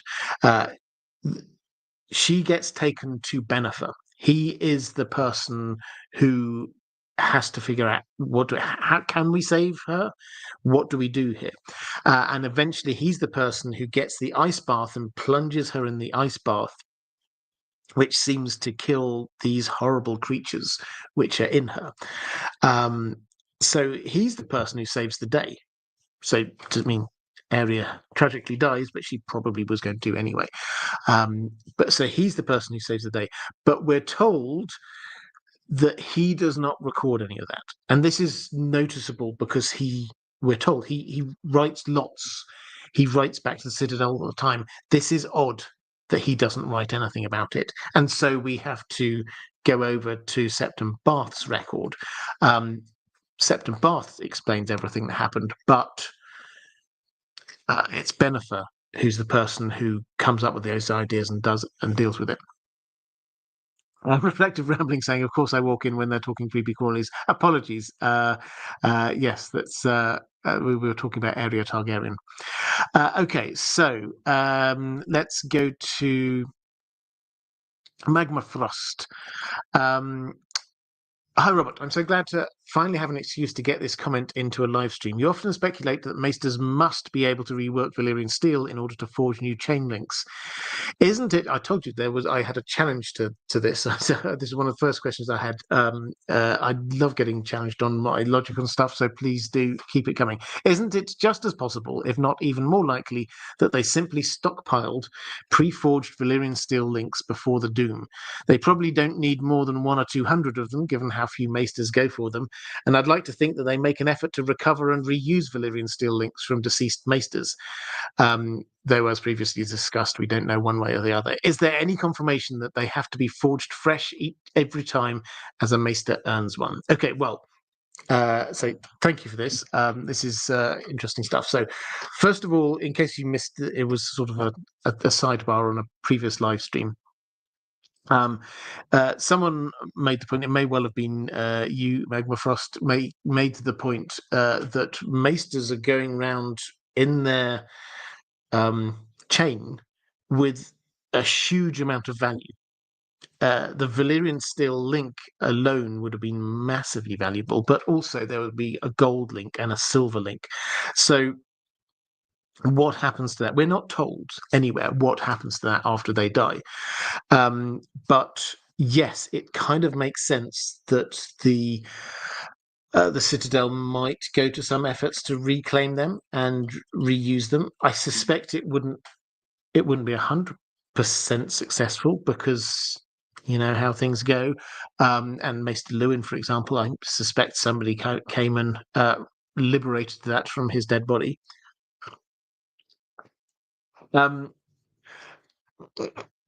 But you're also right. Maester Lewin says just 1 in 100 Maesters gets that link, which obviously leads to the question. I mean, how many Maesters are they? We don't actually know. There are, I think, 300 or so Maesters in apostles and with lords and things like that. Judging from the amount of white ravens that were sent out to announce the change of seasons, that might not be an accurate judge. Maybe the idea is that those are just the central hubs, and then they send other ravens off to other places. Who knows? But 300 seems to be that number. There are an unknown number of Maesters in the Citadel, and an unknown number of Maesters out doing research projects and the like. But hundreds, you would probably think.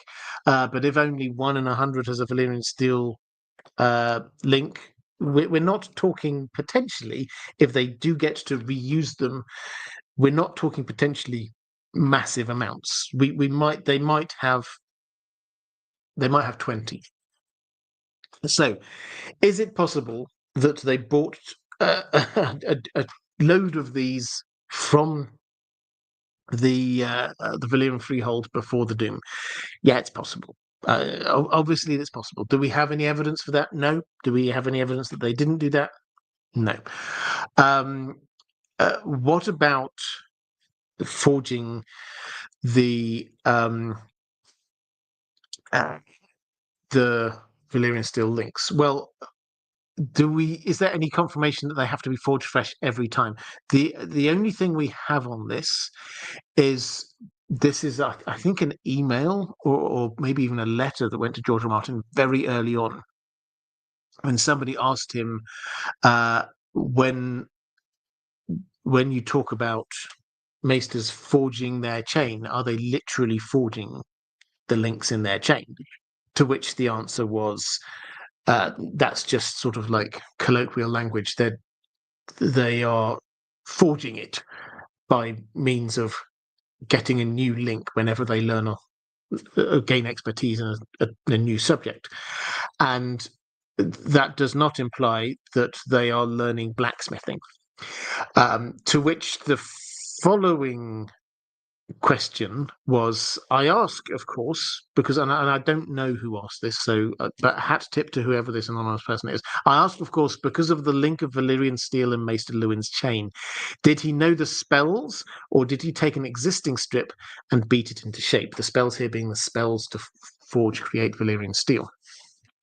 Um, and George R. Martin's reply to this was, he studied magical tomes and histories and mastered enough of the arcane lore to impress an archmaester into granting him a link. He did not necessarily have to make the steel himself. So, I mean, my take, that's all we have.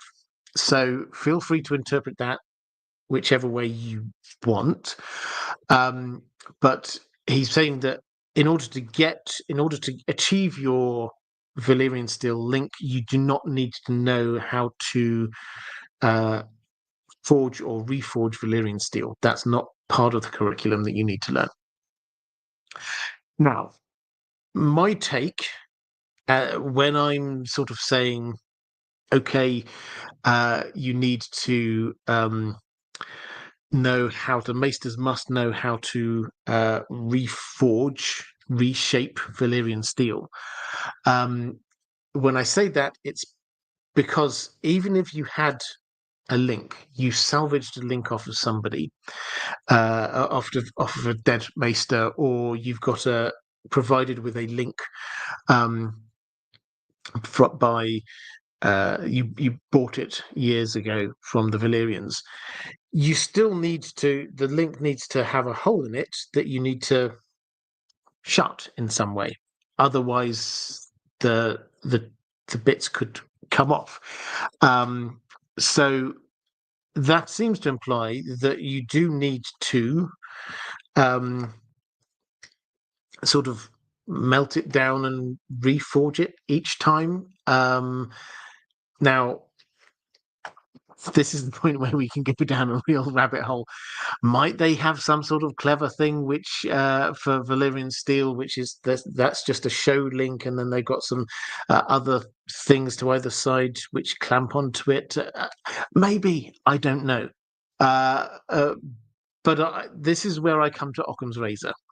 Occam's razor suggests to me that the Maesters have access to some Valyrian steel in whatever shape. Maybe they've got some links. Maybe they reclaim links from dead Maesters' chains.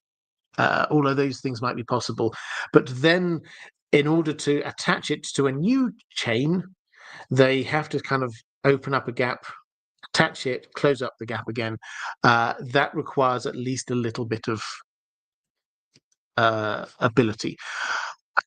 For what it's worth, I don't think that this is a massive issue, because the ability of the maesters to learn this, the information is out there.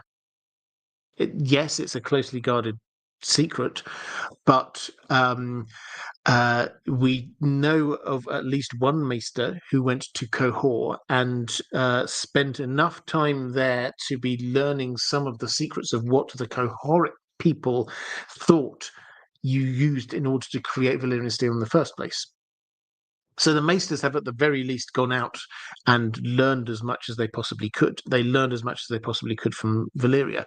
I don't think that this is that unexpected a thing to say that they might know how to reforge Valyrian steel. So, I mean, this is I like challenges. Uh, so Dr. Debunk saying the links on either side of the Valyrian steel can be attached without altering the Valyrian steel link. Yeah, exactly. There are many ways around this. If you want to go down into all the different ways of doing this, my take is that this is just the simplest answer, that they know how to do it, and I don't think that changes huge amounts of law in any way, shape, or form. Michelle Raymond is saying, imagine the Maesters are actually performing blood magic and creating the links. I would keel over, I think. Yeah, I don't think they are doing that. So this is where I think that the key distinction comes in. They're not making Valyrian steel. They have got access to Valyrian steel, and I think that they can bend it and shape it into links. If it turns out that actually it was they've just got a full link and then they reattach the other things on either side of it, fine. It wouldn't alter my opinion too much about what has happened. Okay. Let's go to Ranabim Mitra saying, salutations, Robert and Dan the dog. GGMU for tonight, regardless of the result. Well, cheers to that. In the section on Old Town in The World of Ice and Fire, we see that the original Maesters were properly into understanding pyromancy and magical crafts. I read this right at the very beginning, actually, of the live stream, if you did want to flick back to that. They were even said to be interacting with the Children of the Forest. Could you speculate exactly why the Citadel then deprioritized focusing on this section of research completely, such that Marwyn is convinced of a Maester conspiracy to eradicate magic altogether? Was it the coming of the Andals that forced the Citadel to not focus on magic? If so, Panamore the Twisted would be very unhappy. Yeah, so this is over the course of thousands of years, I think, is the basic answer to this. So how the Citadel was originally established, what it was looking at the time, how they operated, that will have changed huge amounts over thousands of years. So what we do not know is the point at which that shift happened. Maybe it was a long and gradual shift. Maybe maybe it was a reaction to the dragons first time around landing in Westeros.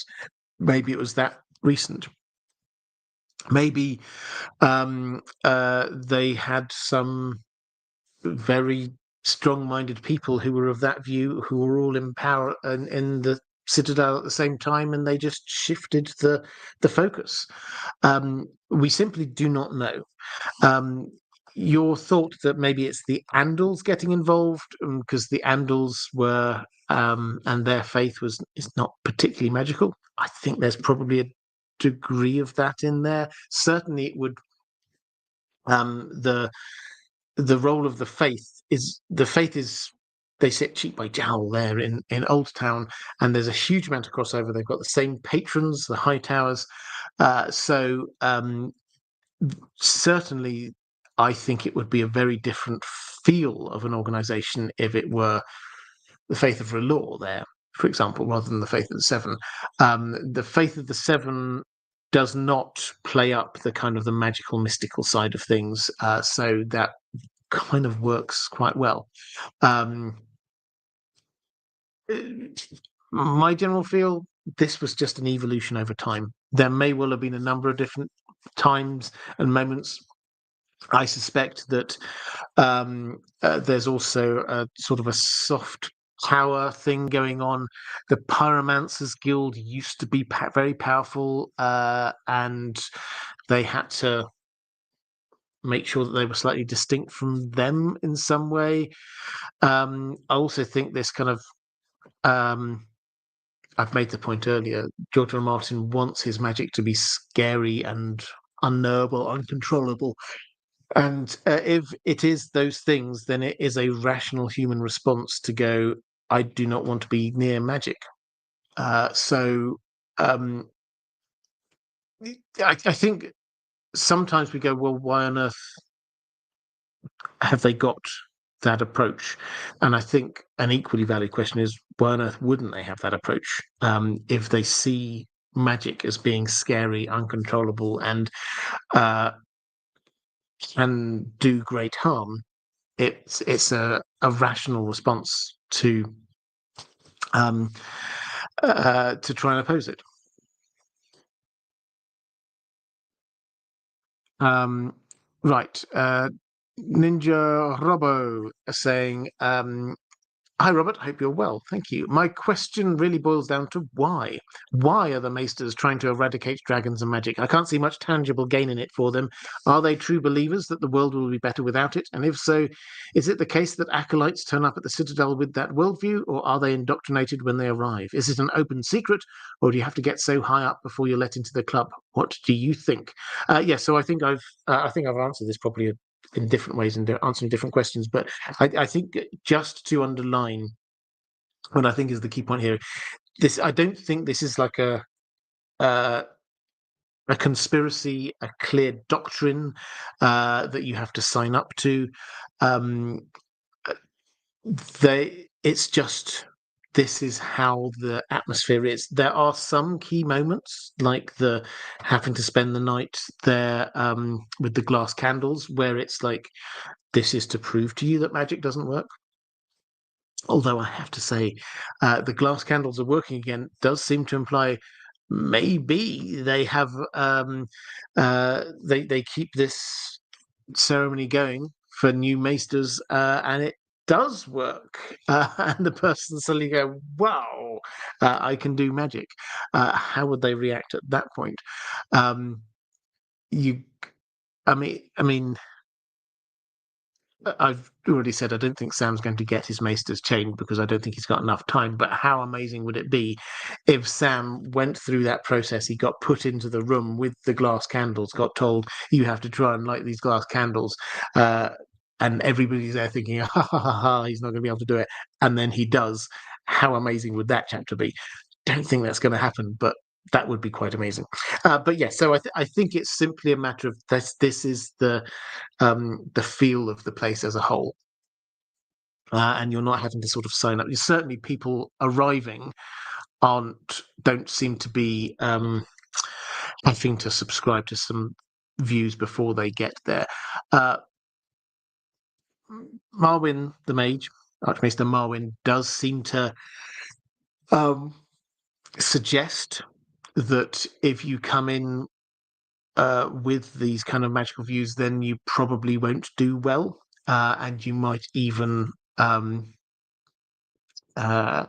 sort of get sidelined in one way or another. Uh, Maybe he's right, maybe he's not, but it's definitely noticeable that he rose to the great heights of Archmaester and he seemed to survive. So it's not that you cannot do that. Um, Certainly, you get someone like Kyburn who got chucked out of the Citadel, but then he was doing very questionable magical research. Um, so yeah, it's not a hard and fast rule. It's not a thing that I, I've got this far and I've suddenly realised now, or you get to a certain level and then suddenly people say, right, now we tell you what this organisation is really about. That's not the kind of feel. Um, Joshua Hart, I hope I pronounced that right, saying first time joining live. Well, welcome. Great to see you. And thank you very much for the super chat. Love all your content, especially Lord of the Rings.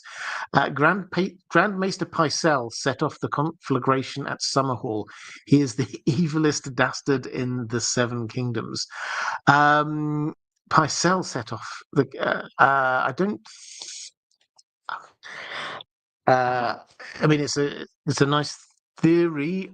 I think it was set off by Egg deliberately, and it just got out of control. That's my personal take. The we looked at some hall a few weeks ago, so we won't go into a huge digression into there. But it's noticeable that the we do get an account from a maester who was there, although it's that one that has the ink blots over it, so we don't hear everything about it.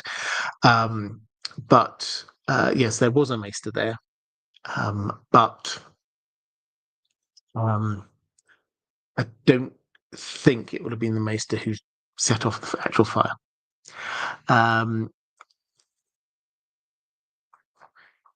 Let's go to a question from Madeline Tyrell Dane saying, "Hi, Robert. Hi there. What is the relationship between the High Towers and the Maesters? Do the High Towers have a role in the Great Maester Conspiracy? Do the High Towers have a more significant role in the story than has been revealed so far?" Well, on the last part, I think the answer has to be yes, and I think we will start to see that in the Winds of Winter.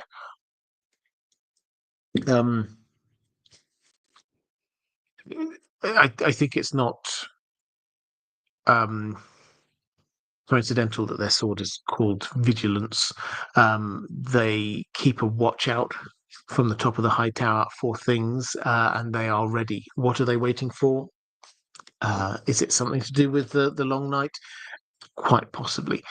Do they therefore have a role in the story? Well, in history, the thing, other than a couple of small aberrations like the Dance of the Dragons, the High Towers have noticeably kept themselves to their city.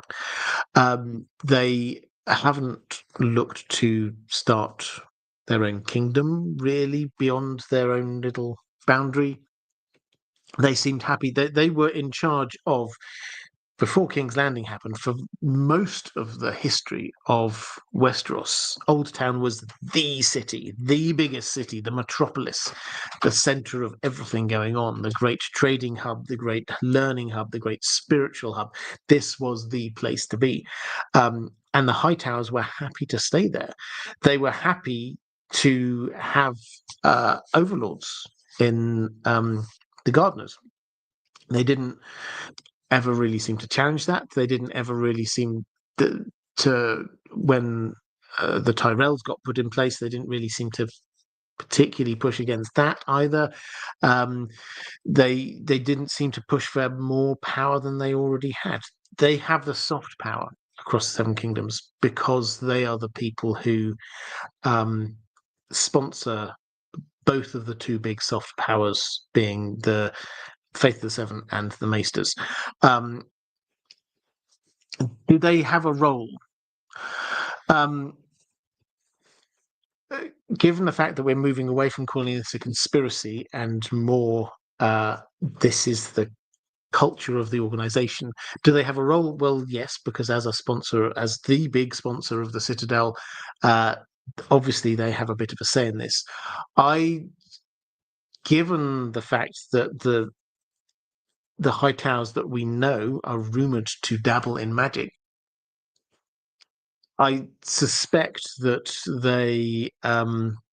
they're not as signed up to this as many of the Maesters are, but they're okay with this idea of controlling the magic around the Seven Kingdoms. They're just staying in their place, but they're okay with the idea of like trying to control magic and dragons and zombies and all the rest of it. So yeah, we will see what their role is in the Winds of Winter, and that is one of the things I'm actually most intrigued by, because they have been so silent all through this story. They are the oldest house, they are one of the richest houses, they're one of the most powerful houses, and yet they've done so little.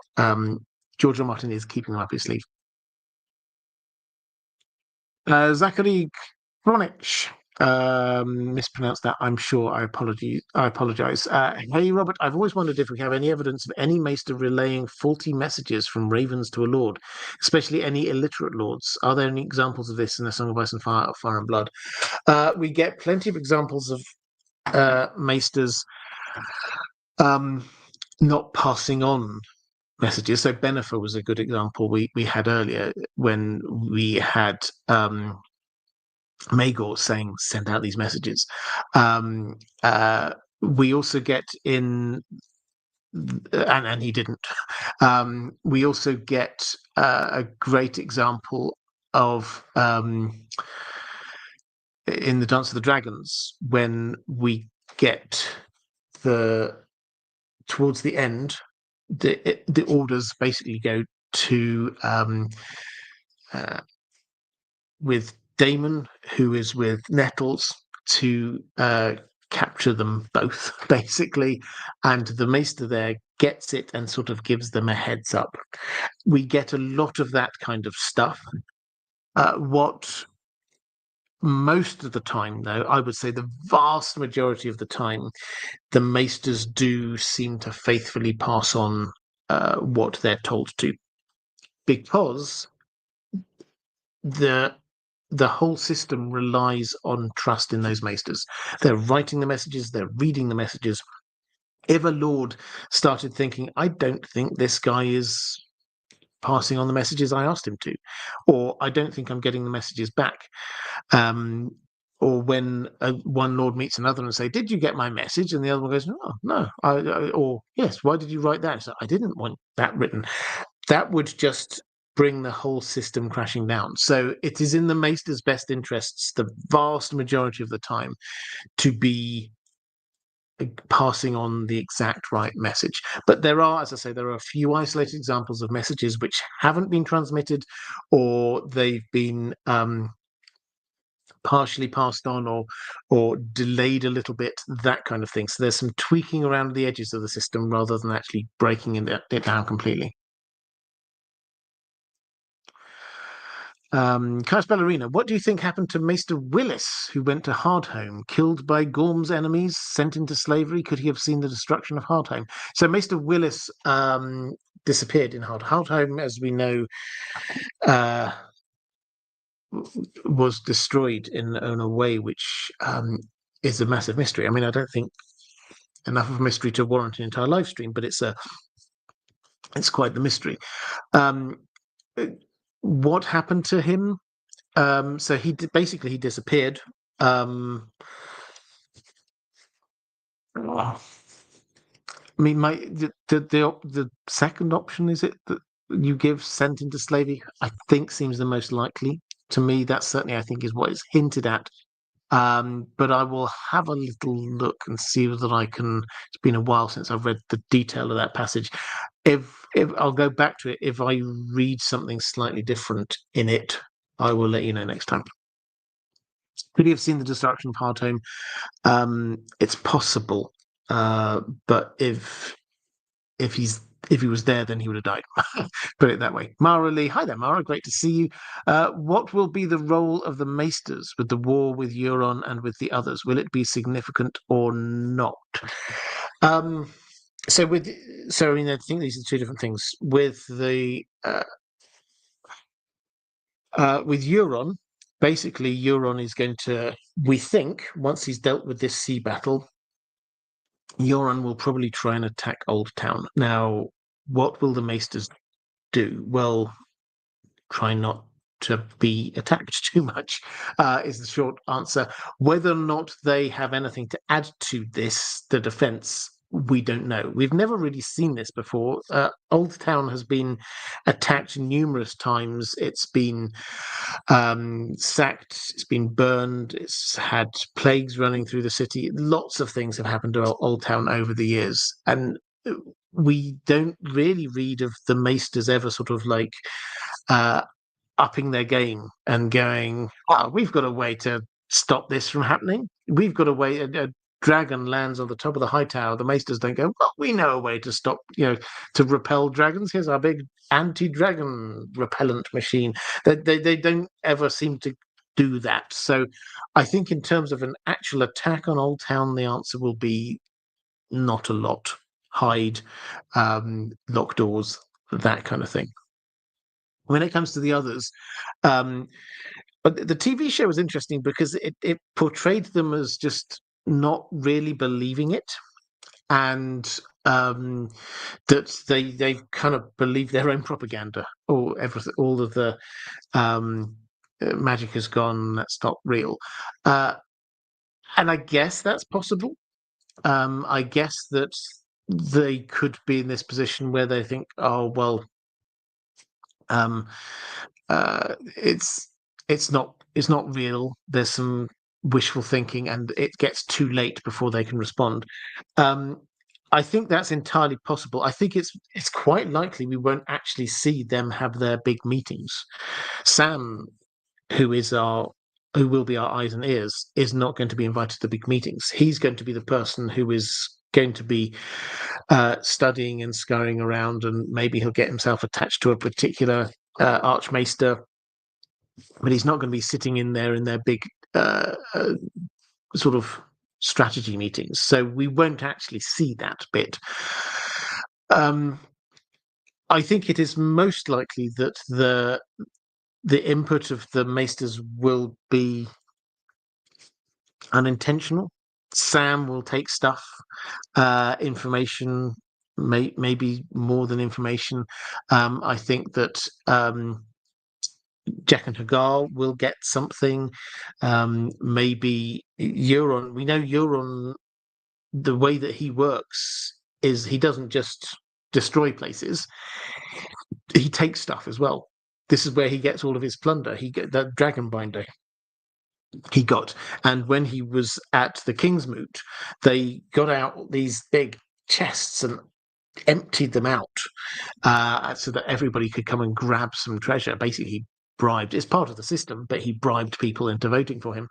And this was the treasure that he'd gained from various raids over in Essos and further afield. So he will raid Old Town. If he attacks it, he will take stuff from there. So maybe he will get some things.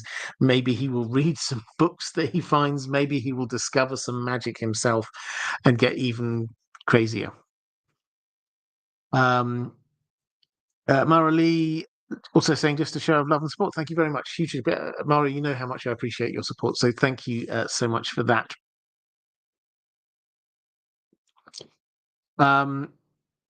Okay, like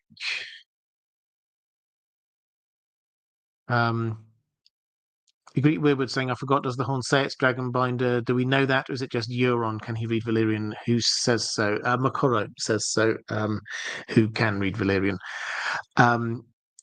Let's go to a question from Donna Daly saying, hi, Robert. The Faith of the Seven and the Maesters both have strong links to the High Towers. Do you believe they're all working together to rid the world of magic? The Faith seems to be the only religion in the Ice and Fire world that appears to have no magic at all. Also, why aren't people more suspicious of the High Towers? They have heavy influence over two of the biggest soft power organizations in the world. Yeah, I mean, the second is it's a good question. Just on the first bit, are the Faith of the Seven and the Maesters working together? I don't think they're working together. But I think they often find that they have shared interests. So it's certainly noticeable that the Faith opposed the Targaryens strongly when the Targaryens first arrived after Aegon the Conqueror had gone. Then the Faith were hugely opposing Maegor, and then also Jaehaerys and Aenys. So for a long period of time, there was a huge amount of opposition to them. And did the Maesters also oppose them? Well, we think that they got rid of the dragons. So that's not opposing the Targaryens per se, but opposing the arrival of the dragons. Why aren't people more suspicious of the High Towers? I mean, they've just always been there. I think that's the thing. It's like I'm sure there are people who are suspicious of them. Archmaester Marwyn is. Barbary Dustin gives a long speech to Theon about how she doesn't trust them. She talks about how they read all of our messages and they give up their surnames, so we don't know where they come from, and they're not as celibate as you might think. And they put in the Maester in Winterfell, and he was whispering into Rickard Stark's ear, and pushing him into having his Southron ambitions, she just like rattles out all of this, um, sort of scree of thoughts against the Maesters, and she's not the most independent or not independent, objective, I would say, of witnesses here. But it does show that there are some people around who really are quite suspicious of the Maesters, if not necessarily of the Hightowers. Um, the Hightowers are just a family, and the fact that the Hightowers do not tend to get as involved in national politics, as it were, I think is what makes people not be as suspicious, because they're not so overtly trying to grab power. They're not there like you get in King's Landing, in the Red Keep, jockeying for power amongst all of these different the Lannisters, the Baratheons, the Tyrells, the Arryns, who's got the most power and strength here. The Hightowers, broadly speaking, one or two exceptions, but broadly speaking, stay out of all of that. So people do not see them as trying to grab power. It's and mostly the Maesters are just they're training up the Maesters. So why be suspicious of them? Um, April Tyndall saying it's weird how Barbary gets all the credit for the grey rats idea when it's Catelyn who first called the Maesters grey rats. Yeah, I mean the grey rats, actually, if you search for grey rats, there's 7 matches. I did. This was one of the last searches um, uh, that I did just before I went live, and yeah, the first quote. This is a Catelyn chapter. Maester Lewin saying, "We have no steward," and then Cat thinks Maester Lewin reminded he was like a little grey rat. She thought he would not let go. Yeah, that's the first thought about the grey rats. But yeah, Barbary Dustin, I'll just read a little bit here of what she says. If I were queen, the first thing I would do would be to kill all those grey rats. They scurry everywhere, living on the leavings of the lords, chittering to one another, whispering in the ears of their masters. But who are the masters and who are the servants truly? Every great lord has his master, every lesser lord aspires to one. If you do not have a master, it is taken to mean that you are of little consequence. The grey rats read and write our letters, even for such lords as cannot read themselves. And who can say for a certainty they are not twisting the words for their own ends? What good are they, I ask you? And she sort of carried on for quite a long time. So yeah, she certainly is suspicious of them. Cat makes this connection as well. So yeah, there is people, not necessarily the Hightowers, but of the Maesters, people that plenty of people are a little bit uncertain. Right. Let's go to. Those are the last of my patron questions about sort of Maester conspiracy and things like that. If you've got more questions, drop them into the chat. Now is a good time. I've got a couple of Lord of the Rings questions, which I will quickly answer, but then we will round off with a few going through the chat about any more questions on this subject. Martin S saying, "Hello, Robert. I was wondering about the dynamic of Manwë and Varda as king and queen of the Valar and Valinor. Is Varda sharing regnancy with Manwë, or is she his consort? Or maybe that doesn't apply to their relationship at all, the way it normally does to regular royalty. While I kind of like equal in regnancy, or that it is not applicable at all, that is viewed through a present-day lens and might not be what Tolkien intended. I think Manwë is said to be the greatest in authority among the Valar, which fits Varda in consort, at least at first glance. What do you think?" Okay, so really interesting question. If you're new to this, there's the Valar are the sort of the pantheon is probably the best way of putting it, of Tolkien's creation. There is the one god Uru over above all of this, but he's kind of delegated down to the Valar in Arda, Middle Earth. Now, there of these Valar, there are 8 who are called the Aratar, who are like the top Valar, and they are held by the elves in equal reverence. However, and those include Manwë and Vardar. However, Manwë is the High King, and his title is Eru's Vice Regent on Arda. So he is the one who is closest to Eru's heart. He is the person who is in charge. He is the ruler. Uh, Vardar is his consort, his wife. But in and of her own right, she is of that top tier of Valar. So I hope that kind of makes sense. Is that it's like Manwë is the first among equals, but he's definitely the High King. Ranabe Mitra, in yesterday's video on the history of Mordor, another beautiful script, by the way, thank you very much. I wanted to follow up with you and ask, when did Melkor raise Orodruin or Mordor? We have no direct clues for this in the text, but I've seen online speculation that this could have been after the Spring of Arda, when Tulkas was sleeping and Melkor came from the outer darkness and destroyed the two lamps and raised the Iron Mountains. Would love your input and speculation on the topic. Okay, so this, for those who missed it, I did a History of Mordor video, and I was trying to sort of establish what's the starting point here for Mordor, and it's actually quite hard because when you're reading the Silmarillion, the action is where the elves are most of the time because it's written by the elves. This is the elves' legends and history, and most of the story to start with is in, I mean, the geography of the land changes a huge amount, but it's up in sort of Beleriand, a part of the land that gets sunken, submerged, and then the action moves across into sort of Middle-earth, the map that we know a bit later. And again, the elves aren't really based down near Mordor.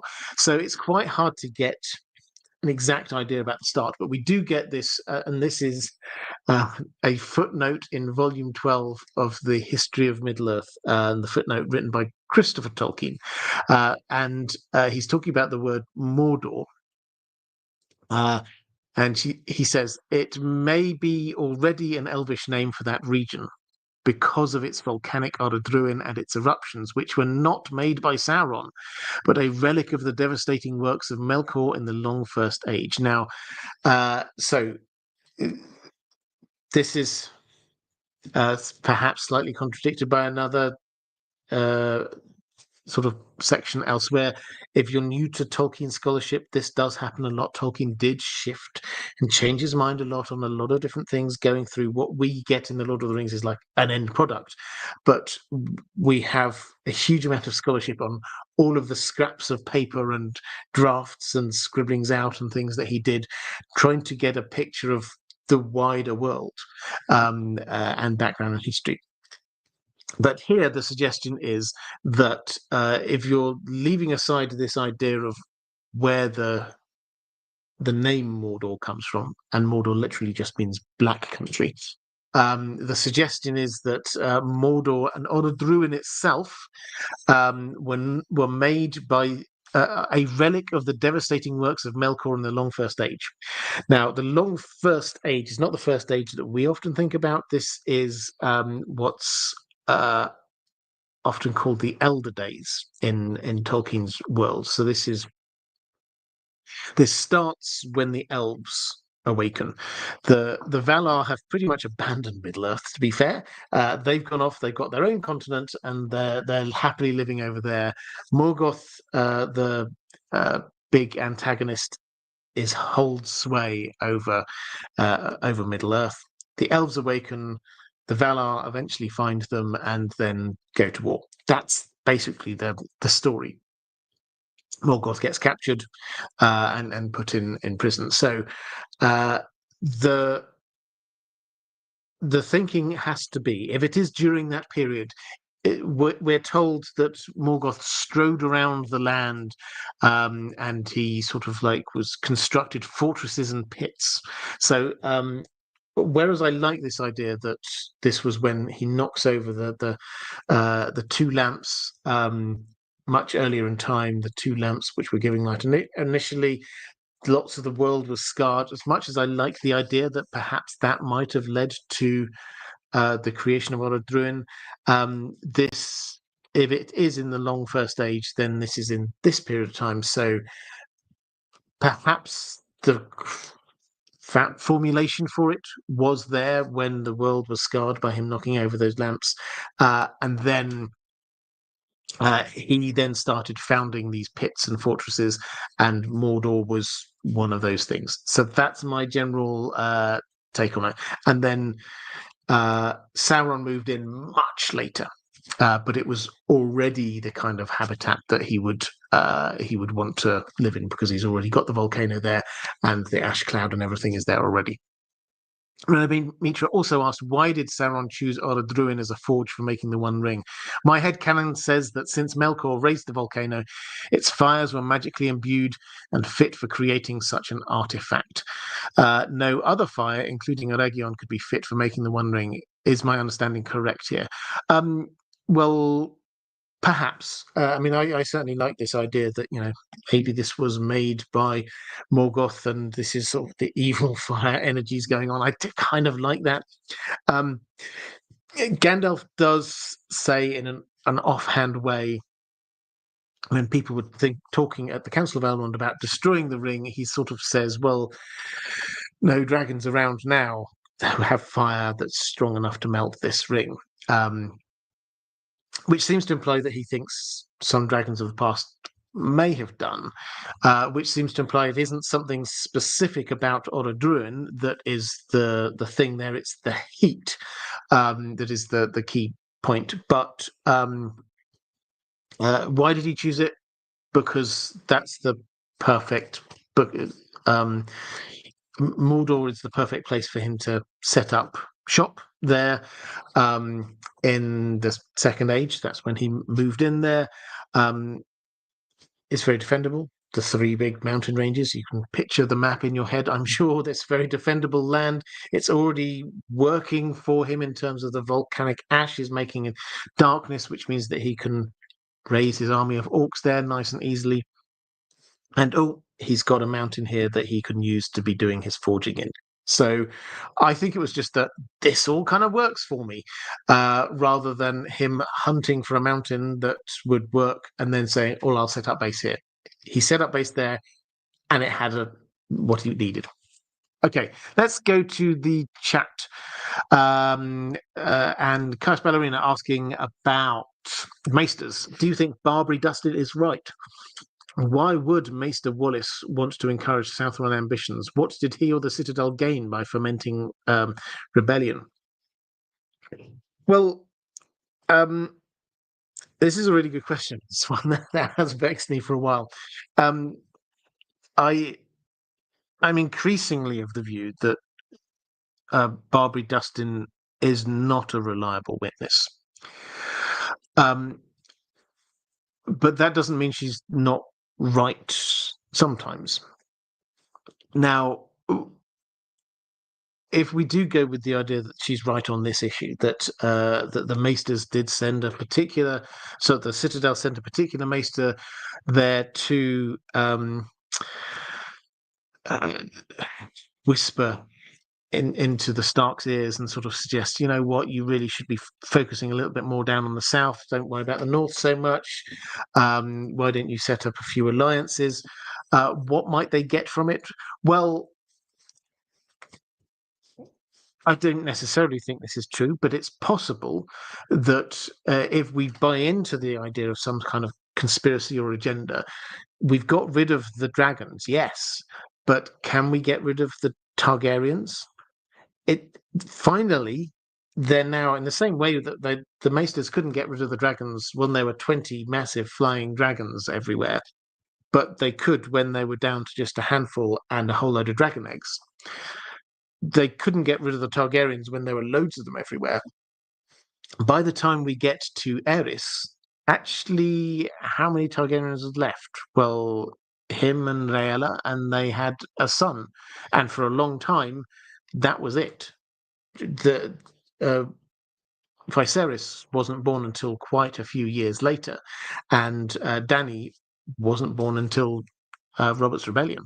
So if you wanted to get rid of the Targaryens, that would be the moment to do it before Rhaegar got lots of kids, and the Targaryens' family tree would potentially expand out again. So, if you're going to follow this logic down, you say, well, how on earth are you going to get rid of the Targaryens? You have to create a coalition of people who might potentially be against them. And if the Maesters are playing politics here, you go, okay, so let's say that at the time, who was there being an ally for the Targaryens? Well, the Hand of the King was the Lannisters, and Rhaegar was about to marry the Martells, so southern places. Why don't we see whether we can get a grand coalition of the northern type places? And then it just requires people don't like Aerys. It just requires something to start a civil war which could potentially get rid of the Targaryens and all of their magical dragon dreams in one fell swoop. So if you were to go down that route, as I say, I'm not 100% on it, but if you were to go down that route, that would, I think, be the argument for why they might want to do it.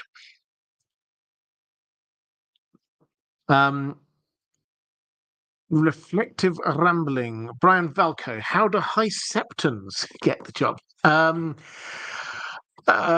Well, so this has shifted. In the good old days, the High Septons, as far as we can tell, the High Septon was just appointed by the faith, and they would decide for themselves. I mean, we don't, at the risk of being topical, at the time of writing this, we don't think there's an equivalent of a papal conclave or anything like that. But they seem to choose it at the time.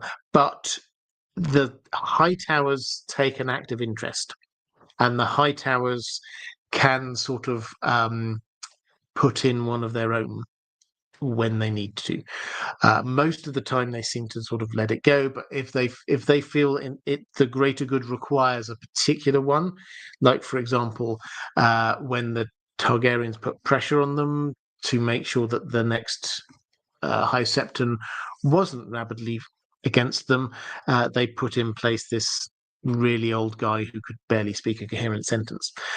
So that's the way it worked. When the center of the polity moved more towards to King's Landing, and so the High Septon was based in King's Landing, it is still up to the prerogative of the faith to be choosing of their own. However, it's very clear, you see this time and again, the kings they intervene a lot. So you get Baelor the Blessed put in his person a couple of times. We certainly see that Tywin has a view on who the new High Septon should be, that kind of thing. So it's the crown has more of a role, but it has shifted a lot. The more political it's got, the more of a role the politicians get.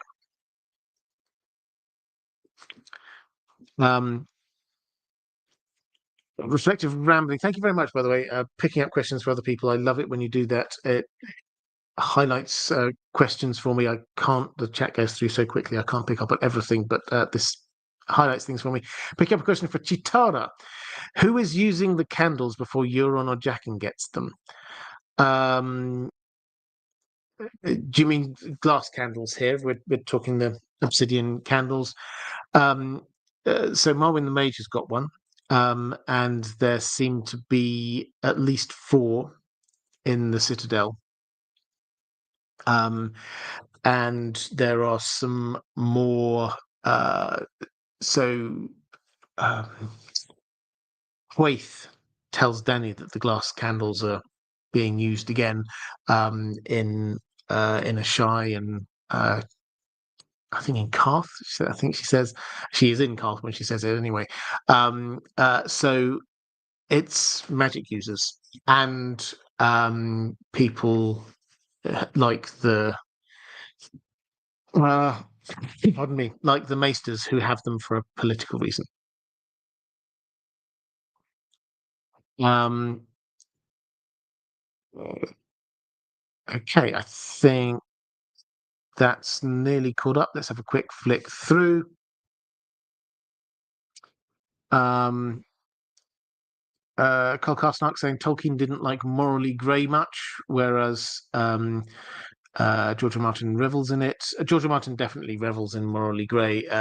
Tolkien does in a subtler way, but I think it's as in his characters are definitely three-dimensional, but there is a very clear divide between good and evil in Tolkien in a way that there definitely isn't in George R. Martin. And quickly flicking through.